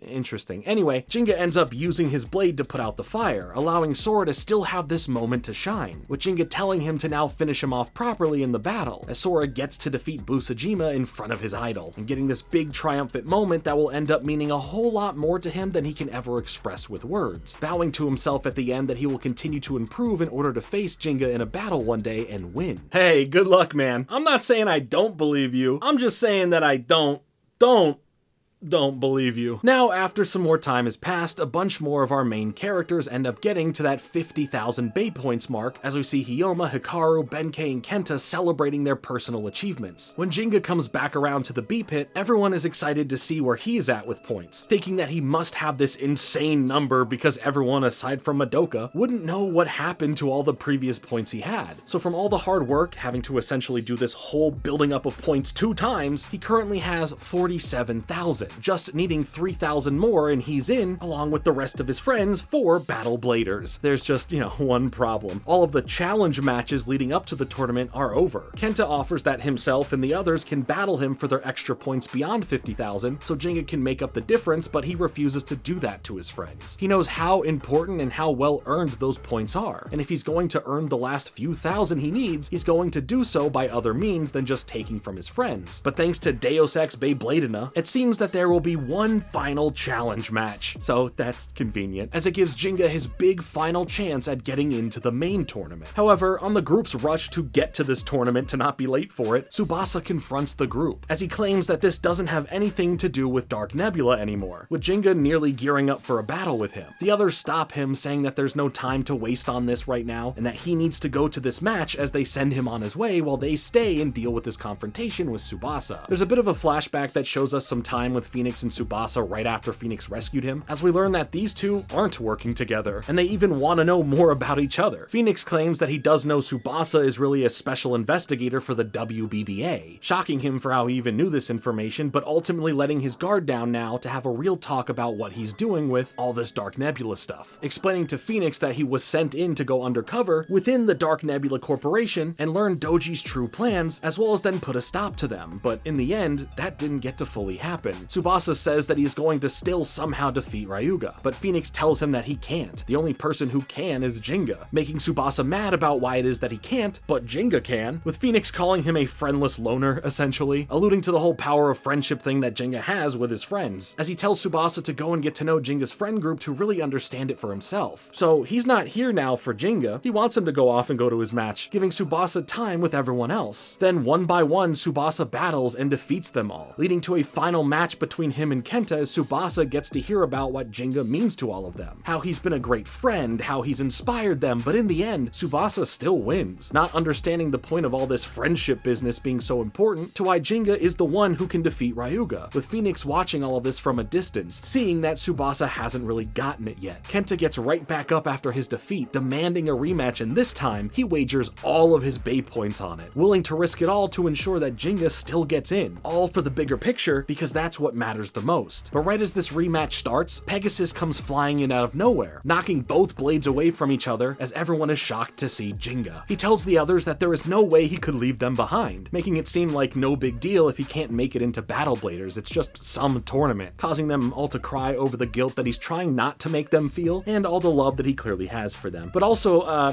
this isn't just some tournament, the fate of the world, or something like that is all at stake, man. You need to pull a Troy Bolton and get your head in the game. Tsubasa is mad about this, thinking that Ginga's just throwing everything away right now for this. But Gingga explains that he's not giving up finding a way to take down Ryuga, he's just not going to sacrifice his friends in order to do so. Tsubasa just wants to know the truth now. How are his friends connected to his strength as a blader? With Phoenix jumping in, ready to really explain what Tsubasa doesn't quite seem to understand, telling him to watch closely as Phoenix challenges Gingga to another match. At the same time as this is starting up, Doji is doing some deep research on Phoenix, tracing all of his movements throughout the land to see where he's come from, leading to that being from Mount Hagane, meaning Koma Village, meaning the place of origin for Beyblade, meaning some big reveal is bound to happen here soon enough. With a battle between Phoenix and Gingga now that feels as intense as ever, Phoenix is really not letting up on him, stopping him from performing special moves and at one point getting him in a seemingly unwinnable situation with fire covering the whole arena. He reminds Gingga of the promises he's made, and that if he ever loses again, he'll quit Beyblading for good. But in this moment, with Tsubasa feeling like somehow this was all just to show that he himself is actually the one who needs to go and defeat Ryuga and save the world, the love and support from Jinga's friends really kicks in, especially when Kyoya shows back up, yelling at Gingga about him not being allowed to lose here, as the only person who has the right to defeat Gingga is himself, which is his own way of telling Gingga that he's supporting him and counting on him to not lose. This rivalry push has Gingga no longer even slightly worried, as he pushes through everything Phoenix is sending his way, and on top of that, is showcasing all of these techniques he's learned from the others that he now is applying to himself in the battle, capturing Tsubasa's attention especially because he's even using techniques that come directly from Tsubasa's Earth Eagle. But like, don't be surprised, man. You're the one that taught him to use all of his senses and really concentrate on a deeper level to understand these blades in battle, so it's really like your fault that you're not him, buddy. But at least he gets the whole friendship making Gingga stronger thing now, so that's nice. After a fierce comeback, Gingga is able to have Pegasus cut down the spirit of the Phoenix, calling out Pegasus to use the attack Stormbringer to land a fast match-ending special move, as all of his friends gather around him to celebrate an amazing victory. Phoenix calls out to Gingga now, saying that this is proof that you've beaten me, transferring over to him all of his Bay points from before, giving him a whopping 95,000 points, nearly double what it takes to even get in the dang tournament. Phoenix tells him that he's essentially proud of him without saying it like a father would, as we, the audience, get shown that underneath the disguise is actually Jinga's father, who isn't actually dead somehow, as he gets out of there without revealing to his son his real identity. Beyblade, let it rip! So that's a pretty big reveal, and they laid enough clues to follow that I feel were both somewhat fun to put together, while some were a little more obvious and too on the nose. But regardless, he's still a bad dad. Like, I know he's doing this for a purpose, the world's at stake or whatever, but forget it, we can resolve these daddy issues later. Tsubasa ends up revealing to everyone who he really is, and what he's really been doing this entire time, and on top of that, he would like to join their group as both a rival and a friend in order to truly help bring out the best in Gingga for him to take on Ryuga. Which is kind of sweet that, in a way, it's not just Gingga who is going to be the guy that needs to take down Ryuga, it's everyone around him that is pushing that power inside of Gingga, the heart of it all, that true blader spirit, as it all just might be able to be the thing that can take down this unfathomable threat. But as things get ready for this big final Battle Brawlers tournament, Doji and Yu have made their way to Koma Village, poking around the place, which can't be any good, but we'll see where that leads eventually, because Doji and them need to get back, because Battle Bladers is about to start. So yeah, with that, there are 16 Bladers who have made it into Battle Bladers. Captain Capri, Teru, Kumasuke, Reike, Yu, Rutaro, Reggie, Tsubasa, Hyoma, Hikaru, Benkei, Kyoya, Kenta, Gingga, Ryuga, and and for whatever reason, Tetsuya. Hooray. With the round 1 lineups being set, it's very clear that this is just going to be all of the good guys versus the Dark Nebula, as they believe that this is obviously a fixed thing and not a random built set of fights. And like, yeah, no duh. From the start, Doji said that Dark Nebula will be running things, so while on paper they look like they're cooperating with the WBBA, clearly they are just going to pull the strings however they want. The first set of matches ends up going by pretty fast, with Benkei and Captain Capri facing off in the first round, leading to Benkei taking the W. For the next match, it ends up being Kenta going against Tetsuya, and I just love that the crowd boos him. Hey, right there with you. This battle goes by without you even having to see it, because while Tetsuya goes on and on about working hard and training all for this moment, he's already lost and they just need him to get out of the arena. Then we get a match between Rutaro and Teru, with Rutaro taking the win on this. But hey, it's good to see that Teru got this far with his passions. Next, it ends up being Yu versus Gingga, a pretty big matchup that has been building up since the survival battle. And we do end up getting a bit more of a flashy battle here than all of the others thus far, with you pulling out the same tricks and special moves we've seen before, but thanks to Pegasus being able to outmaneuver them and then go in with its Stormbringer special move, it lands a victory for Gingga here, as he then goes to tell you that it was an awesome battle and they should do it again sometime, with the crowd cheering for Gingga but also giving props to you for his performance. And look, even you starts taking a liking to Gingga, thinking he's pretty cool. Doji is all like,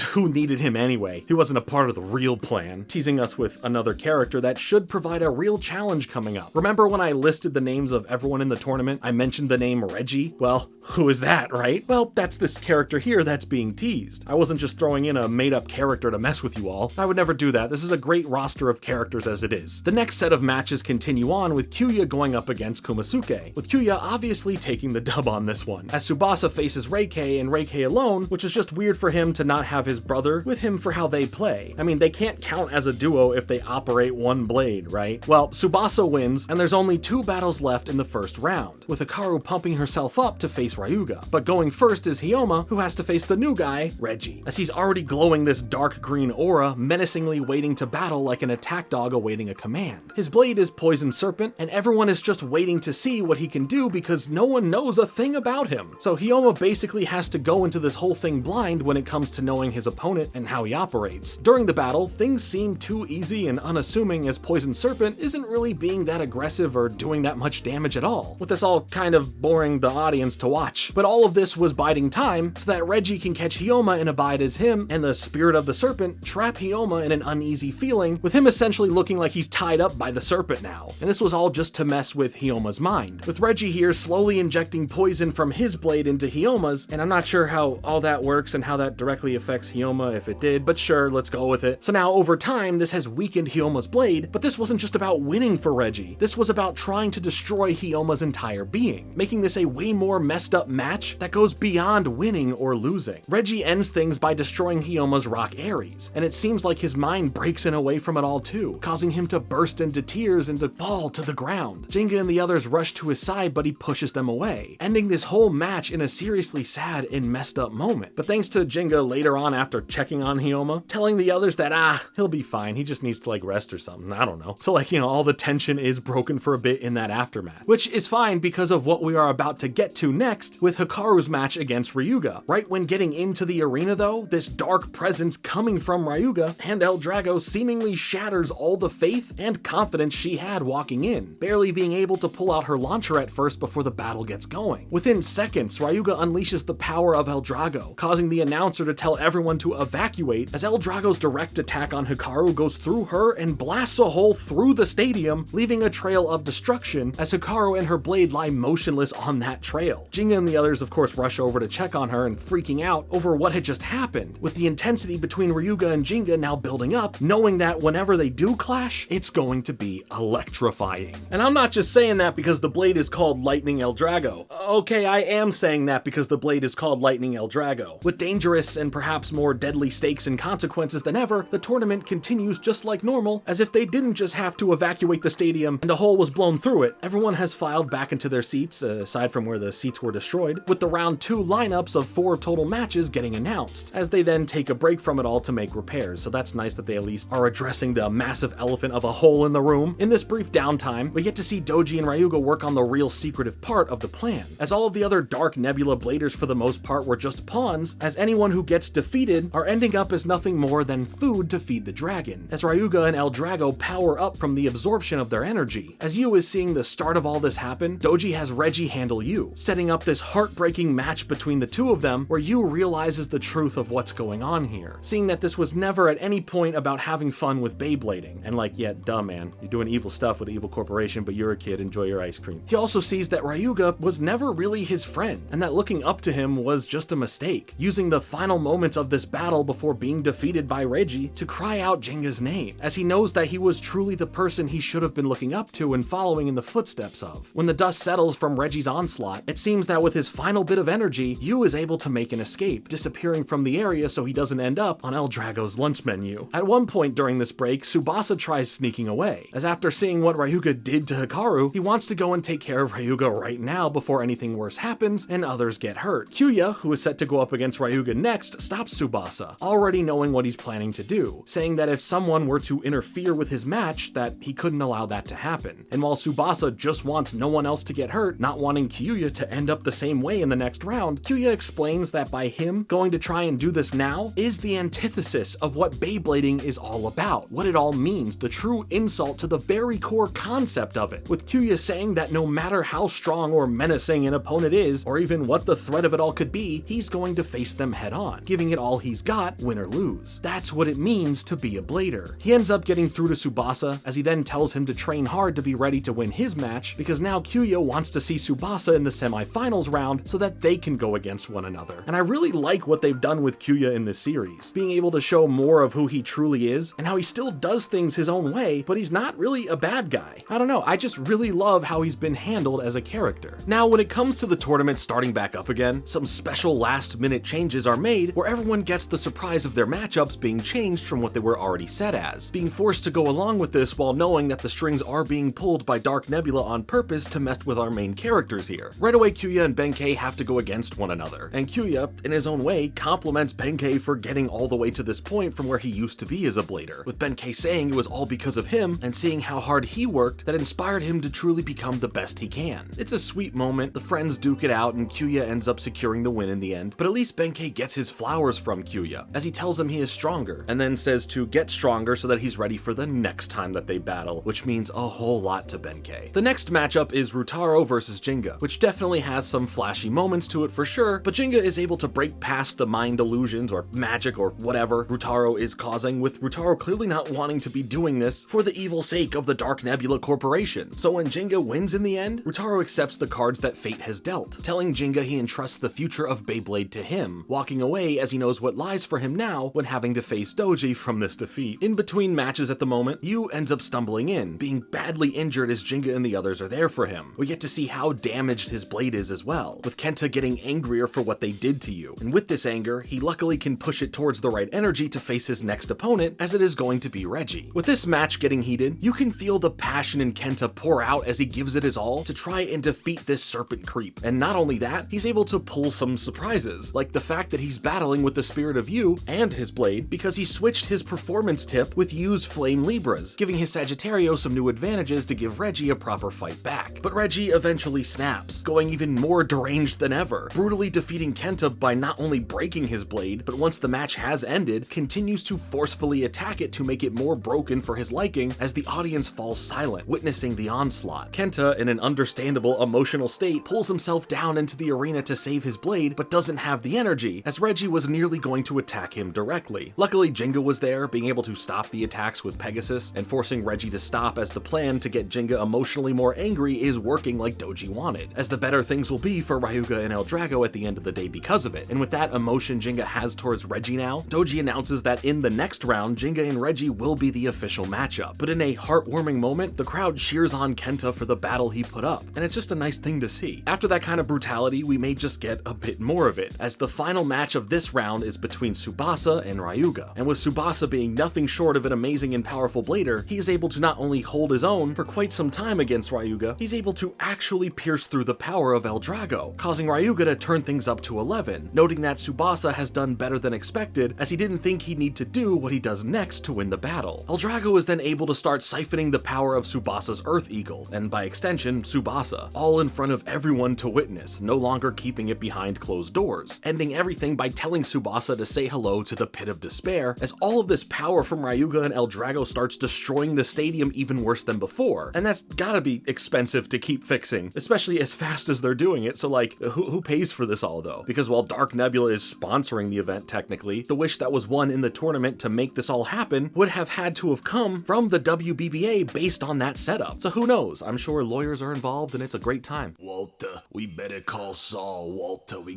gotta call Saul. With Tsubasa lying motionless as Gingga holds him, Ryuga has a back and forth with him, taunting him about what's to come when they face one another soon enough here. Kyoya says to himself that it may not even come to that because he still has to go through him first, with the next set of matches for the semifinals having Gingga facing Reggie and Kyoya facing Ryuga. As Jinga's starting his match with Reggie, Doji ends up finding Yu alone in the hallways of the stadium as he then kidnaps him. And here we go with the whole Beyblade kidnapping thing again, jeez. Luckily for Yu, both Kenta and Hyoma overhear Yu being taken and decide to go after them, arriving at the Dark Nebula building building as they are going to try and rescue him from Doji and his plans. Right away, they are seen on the security cameras coming into the building, with Doji making sure they encounter some problems here. Once they both get cornered by a bunch of bladers and start fighting back, Hyoma ends up telling Kenta to go on ahead and help you, as he'll stay there and deal with the rest of these bladers. Waiting for Kenta though is Doji, who breaks down what's going on with Dark Nebula, and how Yu is nothing more than a power source pawn at the end of the day to feed and power Ryuga and El Drago. There's no friendship here, there's no fun here. Everything is for the sake of Ryuga standing on top of the world with the power of El Drago. From here, the two of them get ready for a battle with Kenta using a blade that he took from one of the bladers in the hallway, but Doji instantly defeats it. Things aren't all grim as Hyoma catches back up, continuing the fight against Doji, but when things don't seem to be going in Hyoma's favor either, Kenta makes a desperate attempt to help, using his already broken Sagittario blade to deflect back Doji's Dark Wolf. While it was a valiant sacrifice to save Hyoma and his blade, Doji is able to go in for a finishing blow on both of them directly, but in the nick of time comes Phoenix once more to save the day, protecting them from the attack and ready to deal with Doji. But after they go back and forth about stuff like the Blader's spirit and the envisioned world after Ryuga and El Drago's full power is unleashed, Doji goes full on crazy too, glowing with that negative aura, and shocks Phoenix that he wasn't already giving it all of his power to start with, leading to his Dark Wolf viciously attacking the spirit of the Phoenix, crashing it in and out of the building, which can't be good for the structure. I'd get out of there real fast. And heck, all of this is still visible from the stadium while Gingga and Reggie are having their match going on. Doji then commands his Dark Wolf to engulf everything in darkness, pulling the Phoenix spirit into the shadows. But thanks to a broken piece of Sagittario that Kenta lodged into the Dark Wolf blade when he hit it, there is a chance for Phoenix to strike and make a comeback, being able to split the Dark Wolf blade in half, blowing up the spirit of the wolf as Doji gets officially defeated by Phoenix. Coming to terms with this loss, Doji thinks back to the night Ryuga and him got El Drago, as he tells Phoenix that he should have just finished him off back then when they first encountered each other in Coma Village, subtly revealing that from his findings when he went back to Coma Village that he was able to figure out that Phoenix is Jinga's dad, with Kenta picking up on the whole Coma Village thing being mentioned. For Jinga's battle, Reggie ends up playing a little bit different with his serpent, revealing at one point that he flipped the spin track of the blade, claiming these to be the serpent's real fangs, and changing up how Gingga will need to handle this all, as what he learned from the previous two matches and seeing how they played out doesn't fully apply here to his strategy anymore. This serves to be a really hard match for Gingga to get through, with the power and tactics of what Reggie is bringing, making it difficult to get out of his clutches. But before Gingga is forcibly turned to stone in his mind, he surprised Reggie by starting to laugh, claiming that he thinks Reggie is funny and that he's not scared of him at all, breaking free of his grip on him to continue on in the fight, never giving up. Using the example of how Medusa was defeated by her own reflection causing her to turn to stone, Gingga is able to keep the exact pace in every way with Reggie's serpent, mirroring its moves to the point where the damage being taken is all on the serpent, as Gingga goes in for the winning attack using the special move Stormbringer to officially defeat Reggie and move on to the finals to face off against whoever wins next. Back over to Doji's words to Phoenix after he lost, as anything more that can be said won't have the chance to be said, as glass shards from high above end up falling down thanks to the state Doji left the building in, resulting in Phoenix saving Kenta and Hyoma from this, while Doji seemingly gets hurt or maybe even crushed by them. Gingga and Madoka end up arriving in the building right at this moment, but a big reveal happens when one of the shards of glass did hit Phoenix's mask, with it now falling off and exposing to everyone that he is in fact Jinga's father. Shocking, right? Oh, no, I didn't mean for us, I meant for the others. Especially Gingga. I think he'll need a few moments to cope. You know, let's give him some.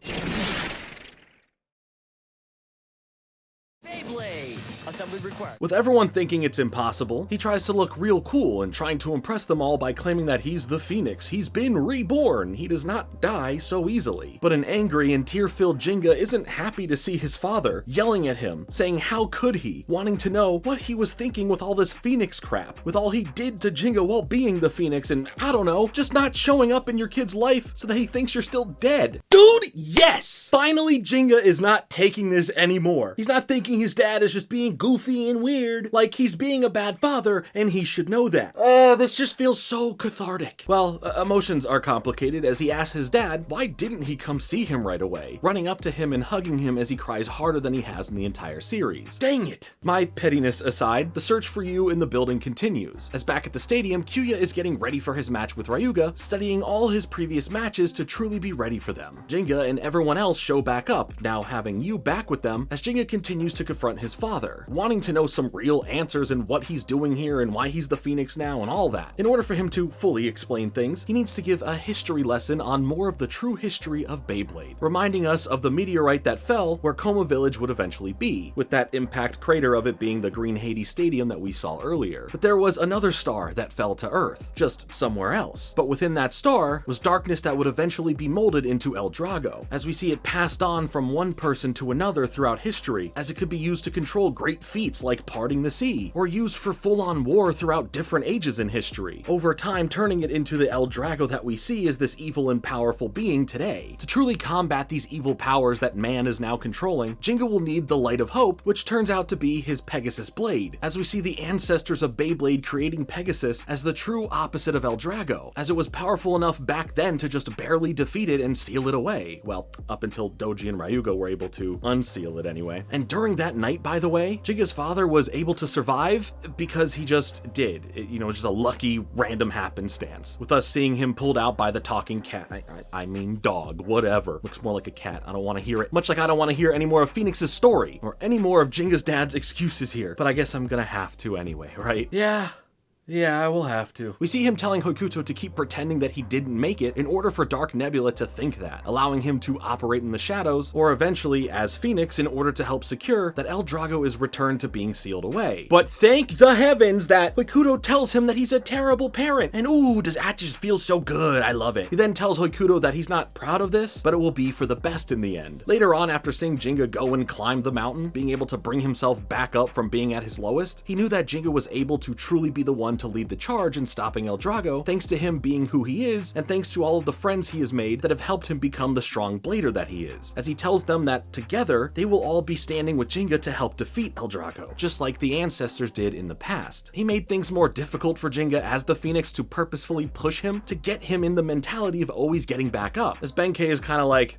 would a good father, do that to his son? While Hyoma is all like, hey, he's a good dad because of the necessity of pushing his son to get him through all this self-doubt, and ready to truly take on El Drago to save the world. And who cares? Shut up, Hyoma. Yeah, it can all be for the greater good, I get it, but he can also still be a crappy dad. Both can exist. Anyway, Gingga vows that with the feelings and spirit of everyone in this room, and by extension the others like Tsubasa and Hikaru that are out of commission, he will be able to take down Ryuga, but Kyoya, who still has to have his battle with Ryuga first, claims that he will take down Ryuga before Gingga gets the chance to, because he's been working this hard, proving he's the real true rival of Gingga, and wanting it to be a real match between them in the finals. Oh, speaking of Ryuga, he heads back to the Dark Nebula building, running into Doji as he's not dead either, but after feeling like his purpose has been served to him, he demands Doji's energy as a sacrifice to keep Ryuga as powerful as possible, so, that sucks for Doji, but he had it coming. But now the stage is set for things to be much darker and a whole lot more intense. As Kyoya takes to the arena, a really nice moment happens really fast after Gingga and the others let him know that they are cheering for him, as we see Kyoya to pretend to be his tough normal self, but when walking by Gingga specifically, they give each other some quick knucks, showing how much Kyoya does appreciate the friendship and rivalry between them. It happens really fast, blink and you'll miss it, but I love that for them, and for Kyoya as a character overall. Before the match even starts, however, Ryuga bursts through the arena, destroying the place as Kyoya steps up to face him, not being scared as the whole arena is a debris-filled mess, with all of the hazards coming into play for their moves. To Ryuga's surprise, Kyoya's strength, power, and pure raw talent keeps him in the match, being able to withstand and go through what's being sent his way, while also getting to showcase some special moves that make for a solid back and forth battle. At one point, Kyoya calls out Ryuga's playing for just being a copy of all the others that El Drago has defeated, essentially taunting Ryuga that by himself, he is weak and he only has to rely on the power stolen from others and not anything of his own, calling out his pride as a blader, telling him to try and defeat him as himself and nothing more unless he's too weak and scared to do so. Ryuga's all like,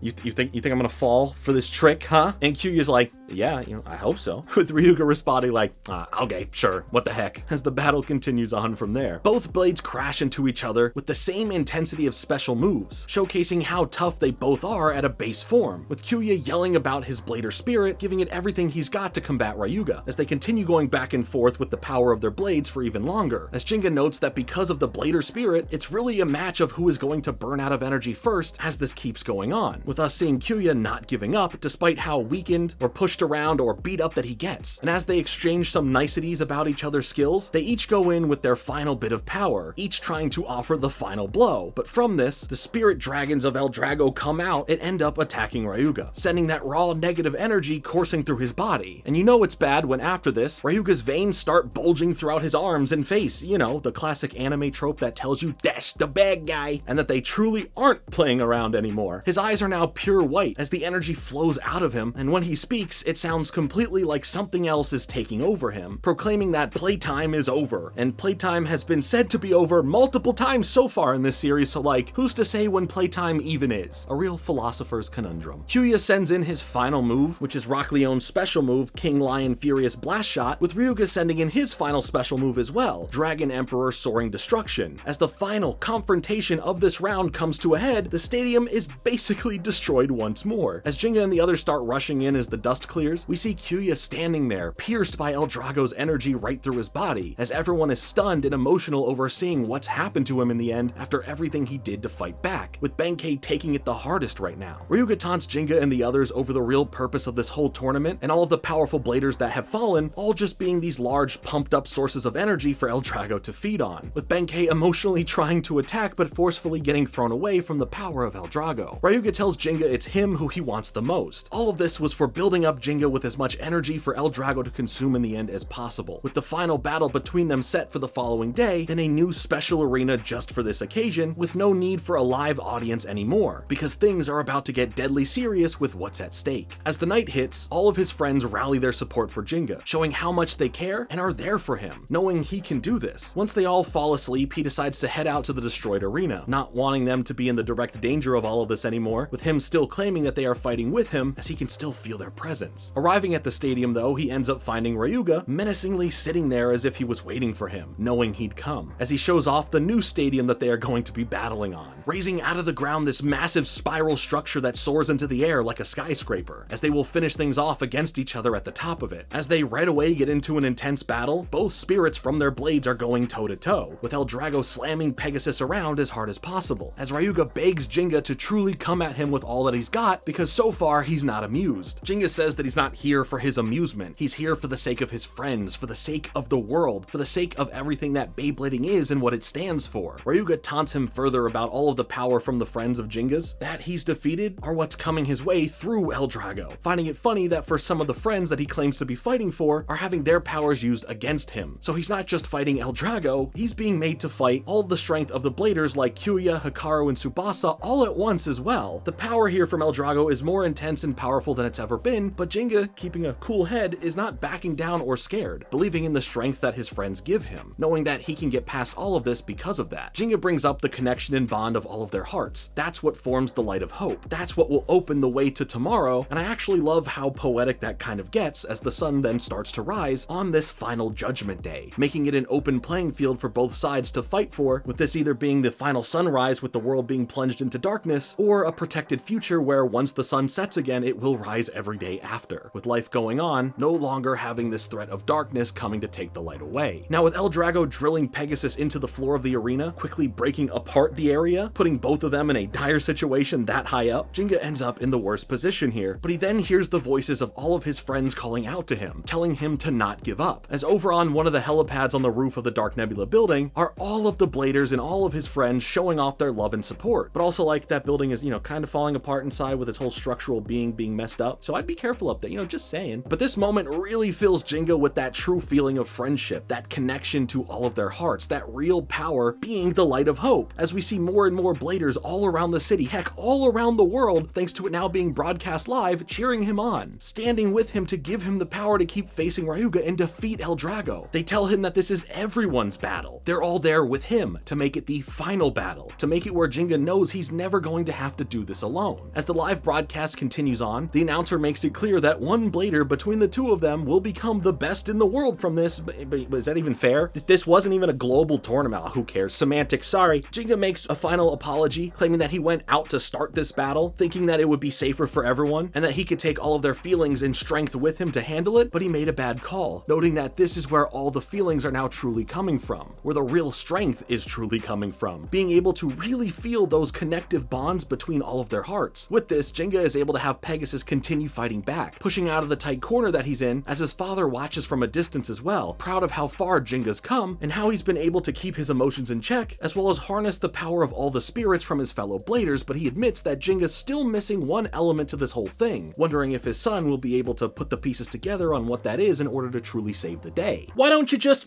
I don't know, tell him? I get that it's important for him to figure out, but like, you know, given the circumstances, maybe the teaching lesson can come after saving the world. Terrible father, just terrible. Oh god, that's terrible. Ryuga has had enough of all of this time wasting about friendships and hearts and hope, blah blah blah, sending in his special move at Ginga, but then being surprised when Ginga's able to counter them, holding it all off with Pegasus, as he claims that he has all of the spirits of his friends with him, and because of that, he can't lose, knocking back El Drago, but because of that, El Drago realizes it needs more power, and if it can't take from Ginga right now, it's going to continue to eat from its own host, draining energy from Ryuga as he screams out in pain, with El Drago fully taking over Ryuga's body. As the sky starts swirling in clouds of darkness, Ryuga's appearance begins to change, forming him into a monster, a shredded one at that. Like seriously, what's your workout plan?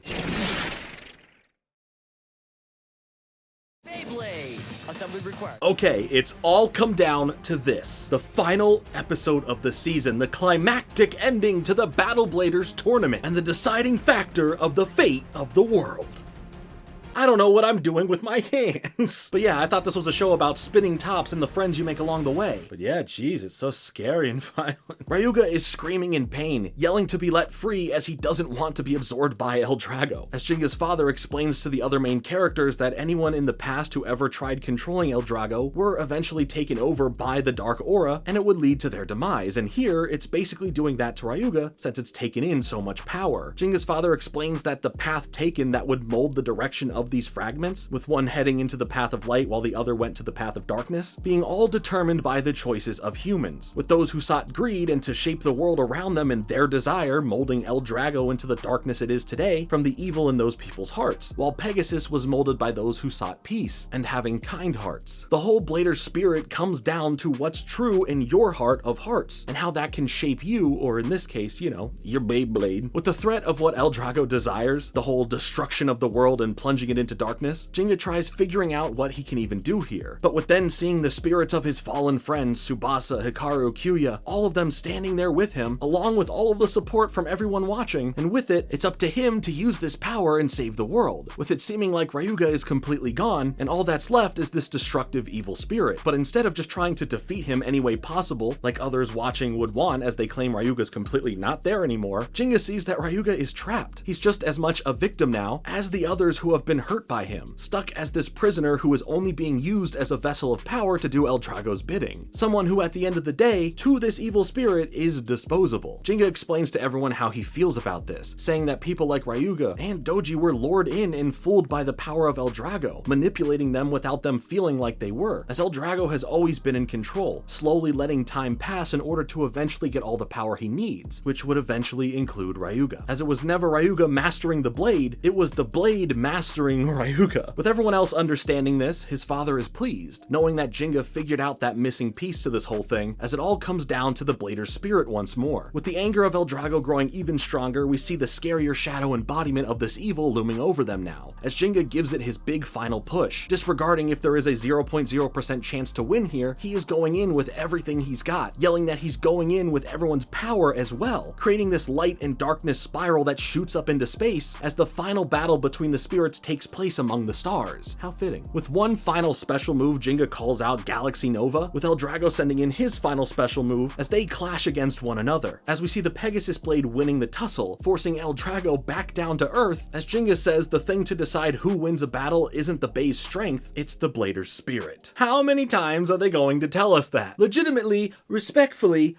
I get it! The Blader spirit! I understand it! In this final moment, Ginga calls out Ryuga to take back his Blader spirit now, as we see El Drago get damaged, resulting in deep cracks all over the blade, with the darkness of El Drago seemingly being destroyed, as the absorbed Bladers all end up returning to their physical bodies. From this, the arena tower begins crumbling and collapsing, as Ryuga ends up falling off of his side, with Ginga falling off of his as well, only to then be caught by the spirit of Pegasus, as they also go and swoop by Ryuga's falling body, saving him as he regains consciousness, being more surprised that Gingga had saved him more than Gingga was surprised that he physically is riding Pegasus. Now, with the sun fully in the sky and the darkness gone, we get to see that El Drago has stopped spinning, while Pegasus is still going, as the announcer calls the winner of Battle Bladers Gingga Hagane, as everyone cheers out in celebration. More so for probably the sake of the world over just a competition, but who cares, it's time to celebrate everything being all good and everyone being safe. But as Gingga ends up trying to pick up his blade, Pegasus ends up evaporating into stardust, shocking him. As everyone around comes to give him his flowers and their gratitude, it's now a tad bittersweet. But hey, at least his dad comes to tell him that he's proud of him, so like,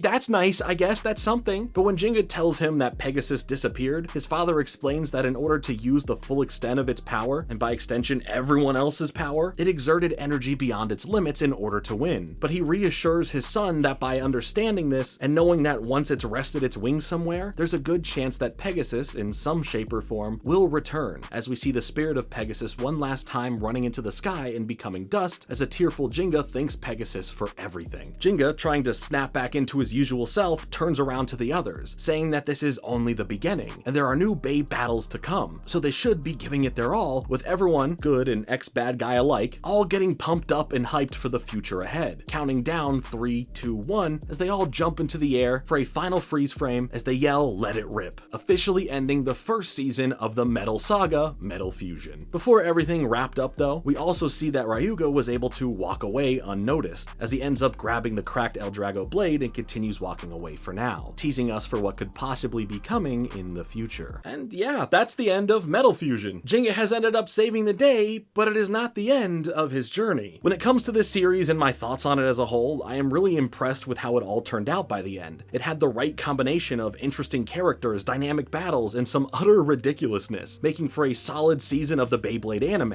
as it is easy to see why this second generation of Beyblade has resonated so heavily with many over the first series. Now, this is just speaking for the first season, as we still have 3 other seasons within the Metal Saga to cover and go over, breaking down all of the fun stuff along the way. There's a real sense of urgency here in Metal Fusion that keeps the story moving forward at a constant pace, that leaves no episode feeling like filler for the most part, offering you deeper lore and more impactful story beats at every turn. There's no way to ever classify this season of Beyblade as boring because of it. What I really liked was that through the themes of friendship and rivalry, we not only got to meet and truly understand so many interesting characters, being able to see them grow and have their own character arcs, but we also got to have a bit of a fake out when it comes to our main character Gingga. For about half the season, you are made to believe that he really is the best. He just doesn't lose. He's basically perfect, making him a main protagonist that you have a harder time connecting with because he's not going through any trials and tribulations. It's not this hard grind to the top, he's just always winning. But then there is a few moments that happen in the series, allowing this perfect facade that the show presents him as to then shatter, giving us a character that has to rebuild himself, rebuild his mind, and become stronger and more resilient than ever, giving you, as the viewer, a chance to latch onto his journey after seeing him in a different light, as well as giving you a different perspective on those that you may think are perfect can also have their own struggles at one time or another that can truly make them feel more human to you. Ultimately, this impact hits a lot harder than just seeing a character start off from the bottom and root for them the whole time to see them in the end get to the top, as we get to see that expressed at the same time through characters like Kenta, who is pretty decent at the start, but not great, as then Gingga becomes this vessel of inspiration to him and so many others, passing along this motivation to become the best you can be, to share in the fun of Beyblading with others, and to grow that bond that creates the light that shines bright for all of them. He's this bastion of morality and goodness that builds up the others around him, and from that helps build him up in the moments he needs it when he's brought all the way down to his rock bottom. The way this season weaved in and out these storytelling elements resulted in effective moments that made it truly special, truly surprising me for how much I enjoyed it all and enjoyed all of the characters,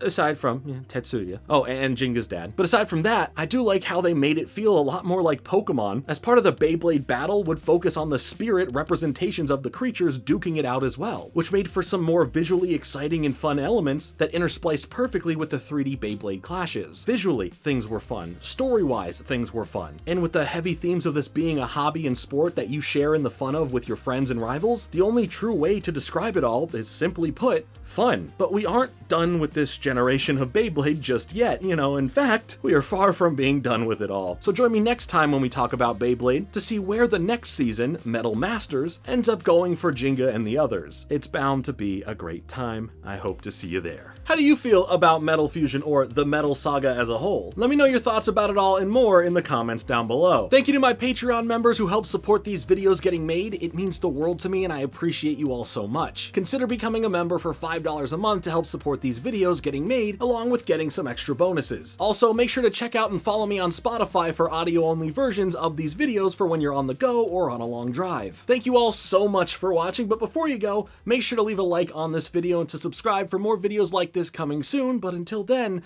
I've been Jordan Fringe. I'll see you soon. Later.